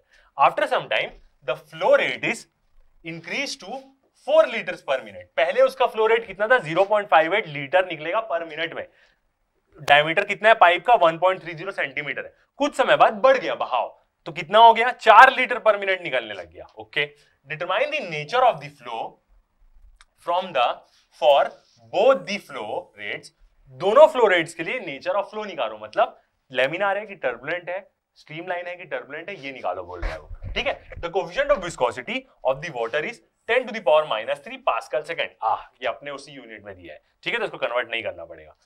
And density of water is 10 to the power -3 kg per metre cube. ओके, दोनों केस में हमें निकालना है, ठीक है। सॉल्व करते हैं, क्वेश्चन को सॉल्व करते हैं, गिवन वैल्यूज लिखते हैं। दो फ्लो रेट के लिए हमें क्या करना है, रेनॉल्ड नंबर निकालना है। दोनों फ्लो रेट अलग अलग है, एरिया सेम है, दोनों फ्लो रेट और एरिया से हम दो वेलोसिटी निकालेंगे और दो वेलोसिटी पे हम रेनॉल्ड नंबर निकालेंगे, तो आ जाएगा हमारा। ओके, तो सबसे पहले क्या दिया है हमें, Q1 दिया है। डिस्चार्ज जो पहला वाला है उसको हम लिखते हैं, मैं Q1 डिनोट कर दे रहा हूं। कितना दिया है, 0.58। जनरली ऐसे लिखते हैं, litres per minute, capital L नहीं लिखते, क्वेश्चन में है तो कोई बात नहीं, ठीक है। तो 0.58 क्या है, लीटर्स पर मिनट है। अब इसको मेरे को क्या करना है, मेरे को मीटर क्यूब पर सेकंड में चेंज करना है, याद रखिएगा, क्योंकि हर यूनिट मीटर क्यूब में होती है, हर चीज मीटर में होती है और हर चीज हम सेकंड में लेते हैं, मिनट यूनिट में नहीं लेते हैं। तो मीटर क्यूब पर सेकंड में कैसे चेंज करूंगा मैं, 0.58। लीटर्स को मीटर क्यूब में करने के लिए हम मल्टीप्लाई करते हैं 10 टू द पावर -3, तो ये मीटर में आ जाएगा, मीटर क्यूब में आ जाएगा। लीटर को मीटर क्यूब में कन्वर्ट करने के लिए 10 टू द पावर -3 से मल्टीप्लाई करते हैं। ओके, अब डिवाइड में मिनट है, तो मिनट को मैं सेकंड में चेंज करने के लिए 60 से डिवाइड कर दूंगा। ओके, तो मेरा कितना आएगा, Q1 की मेरी वैल्यू कितनी आएगी, 9.67 into 10 to the power -6 metre cube per second. अब ये आ गया मेरा, जिस फॉर्म में मैं उसको अपने क्वेश्चन में रख सकता हूं, मतलब अपने सॉल्यूशन में मैं इस फॉर्म में इसको रख सकता हूं, आ गया। ओके, दूसरा क्या दिया है हमें, Q2 दिया है, ठीक है। बीच में हमें डायमीटर भी दिया है। ओके, तो डायमीटर दिया है हमें कितना, 1.30 सेंटीमीटर में दिया है, बिल्कुल। तो 1.30 into 10 to the power -2 metre हो गया। ओके, Q2 देखते हैं, Q2 कितना दिया था, थोड़ी देर बाद डिस्चार्ज उसका कितना हो जा रहा था, 4 लीटर पर मिनट हो जा रहा था, 4 लीटर पर मिनट हो जा रहा था। सेम इसको भी मैं चेंज करूंगा, 4 लीटर को मीटर क्यूब में करने के लिए 10 टू द पावर -3 से मल्टीप्लाई करूंगा, तो ये मीटर क्यूब में हो जाएगा। यहाँ पे डिवाइड बाय 60 कर दिया, तो अब ये सेकंड भी हो गया, डिवाइड बाय 60 करूंगा तो ये क्या हो जाएगा, मिनट सेकंड में हो जाएगा। तो मेरा कितना आएगा, इक्वल टू, यहां पे कितना आएगा मेरा Q2, 6.67 into 10 to the power -5 into 10 to the power -5 metre cube per second. तो ये मेरा दोनों डिस्चार्ज आ गया। ओके, दिख रहा है आपको, बिल्कुल 10 टू द पावर -5 है। ओके, 5 है, अब विजिबल है, बिल्कुल 5 है, वो एस टाइप दिख रहा है मगर 5 है। ओके, आगे बढ़ते हैं। अब हम फर्स्ट के लिए देखते हैं, जो Q1 डिस्चार्ज है उसके लिए हम क्या करेंगे, रेनॉल्ड नंबर निकालेंगे Q1 के लिए। तो रेनॉल्ड नंबर का एक्सप्रेशन क्या होगा हमारा, RE equal to rho V D by mu, या हम बोले ईटा। तो सबसे पहले हमें क्या देखना पड़ेगा, Q1 इक्वल टू क्या हो जाएगा, एरिया तो पाइप का सेम है, V1 यही निकालना है हमें, V1 वेलोसिटी। ओके, Q1 की वैल्यू रखते हैं 9.97 into 10 to the power -6 into नहीं आएगा, अब इक्वल टू आएगा, इक्वल टू एरिया की वैल्यू, एरिया कितना होगा, π/4 पाइप है, into D 1.30 into 10 to the power -2 का स्क्वायर, π/4 डी स्क्वायर होता है। ओके, इंटू V1, यहां से क्या आएगा, हमारा V1 की वैल्यू आएगी।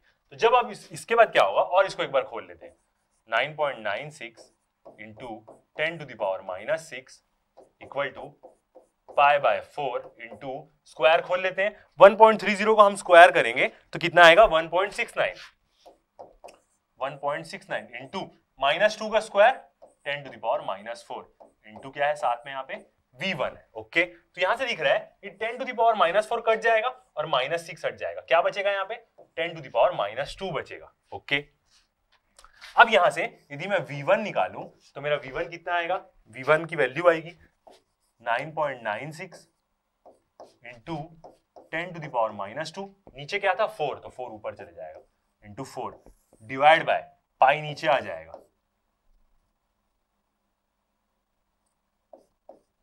पाई और क्या था इंटू 1.69, यही एक्सप्रेशन बनेगा। बिल्कुल, यहां से मैं वैल्यू निकालूंगा तो मेरे V1 की वैल्यू कितनी आएगी। ठीक है, अब हम क्या करते हैं, कहां लिखें, यहां लिख देते हैं। V1 की वैल्यू आएगी हमारी कितनी, 0.072 मीटर पर सेकेंड, 72 मीटर्स पर सेकेंड। वेलोसिटी की वैल्यू आ गई, इसको मैं यहां पुट करके अब क्या कर सकता हूं, रेनॉल्ड नंबर निकाल सकता हूं। ओके, तो इधर वाला पोर्शन को अब हम क्या करते हैं, रब करते हैं। पूरा रब कर सकते हैं, बिल्कुल, अब पूरा सारी वैल्यूज हमको पता है, वैल्यू ले लेंगे। तो हम क्या कर रहे हैं, अब रेनॉल्ड नंबर निकालेंगे फर्स्ट वाले के लिए, तो पूरा रब कर देते हैं। आप नोट कर सकते हैं कभी भी पॉज करके, बिल्कुल।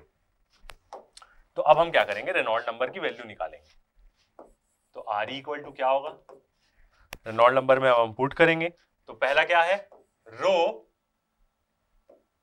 V D बाई म्यू है। ओके, वैल्यू पुट करते हैं।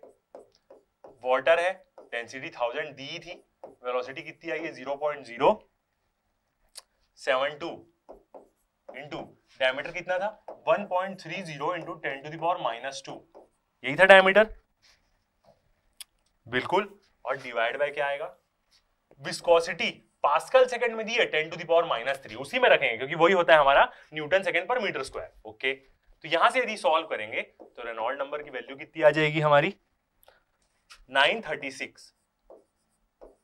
जैसे आप इसको सॉल्व करेंगे रेनॉल्ड नंबर की वैल्यू आ जाएगी 936। मतलब ये क्या है, छोटी है 2000 से, 2000 से छोटी आई ना, सो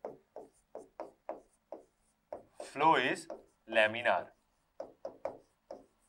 और क्या बोलोगे आप, स्टडी, और हम बोल सकते हैं इसको स्ट्रीमलाइन फ्लो,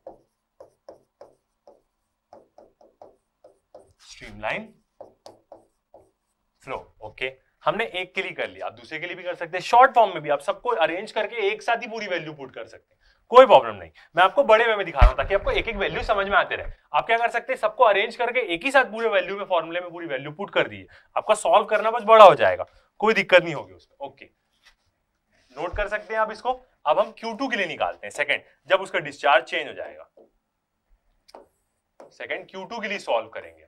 तो देखते हैं यहां पे क्या हो जाएगा, Q2 is equal to A, अब वेलोसिटी कौन सी आएगी, दूसरी वेलोसिटी आएगी। Q2 हमारा कितना आया था 6.65 इंटू 10 टू द पावर -5 आया था। एरिया कितना होगा, उतना ही होगा, π/4 into 1.30 into 10 to the power -2 का होल स्क्वायर, और यहां से क्या आएगा इंटू V2।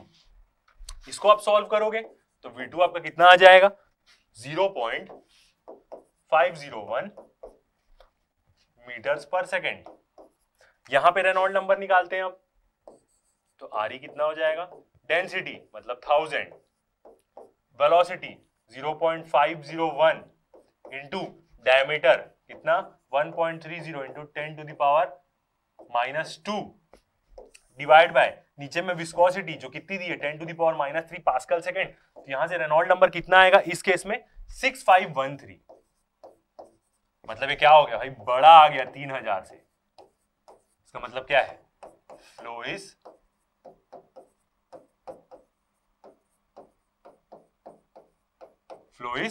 Turbulent flow. ऐसे आपको लास्ट में आंसर लिखना पड़ेगा कि फ्लो क्या आया हमारा, टर्बुलेंट फ्लो आया, 3000 से बड़ा आ गया। ओके, तो ये वाला क्वेश्चन भी क्या हो गया हमारा, सॉल्व हो गया। आगे बढ़ते हैं, तो ये चैप्टर हमारा लगभग एंड ही हो गया, mechanical properties of fluid. Last एक फॉर्मूला देख लेते हैं जो कभी कभी काम आता है, पोसिली फॉर्मूला। क्या होता है ये Poiseuille formula, the volume of the liquid flowing out per second. मतलब ये क्या बोल रहा है, वॉल्यूम फ्लो रेट बोल रहा है। वॉल्यूम की यूनिट क्या होती है, मीटर क्यूब, और टाइम मतलब नीचे टी मतलब सेकेंड, तो मीटर क्यूब पर सेकेंड मतलब क्या, discharge equal to metre cube per second मतलब क्या होता है, डिस्चार्ज। वो देखिए क्यू बाई टी, ठीक है। तो वॉल्यूम फ्लो रेट पर second through a horizontal capillary tube, एक हॉरिजॉन्टल कैपिलरी ट्यूब है जिसकी लेंथ L है, रेडियस R है, अंडर ए किसी प्रेशर डिफरेंस में फ्लो कर रही है, मतलब उस ट्यूब के एक तरफ प्रेशर ज्यादा होगा एक तरफ कम होगा, applied across its end is given by, वो फॉर्मूला कैसे देता है, v is equal to Q by T, pi p हमारा प्रेशर डिफरेंस, r की पावर 4 8, ईटा क्या है हमारा विस्कोसिटी और लेंथ उस कैपिलरी ट्यूब की। इस फॉर्मूले को हम क्या बोलते हैं, पोसिली फॉर्मूला बोलते हैं। तो ये एक चीज हमारे लिए जानना जरूरी है। तो इसी के साथ मैकेनिकल प्रॉपर्टीज ऑफ फ्लूइड हमारा चैप्टर पूरा कंप्लीट हो गया, हमने सब चीज पढ़ ली। बने रहिए हमारे साथ, नेक्स्ट चैप्टर हम शुरू करेंगे थर्मल प्रॉपर्टीज ऑफ मैटर। तो अभी तक के लिए इतना ही, थैंक यू।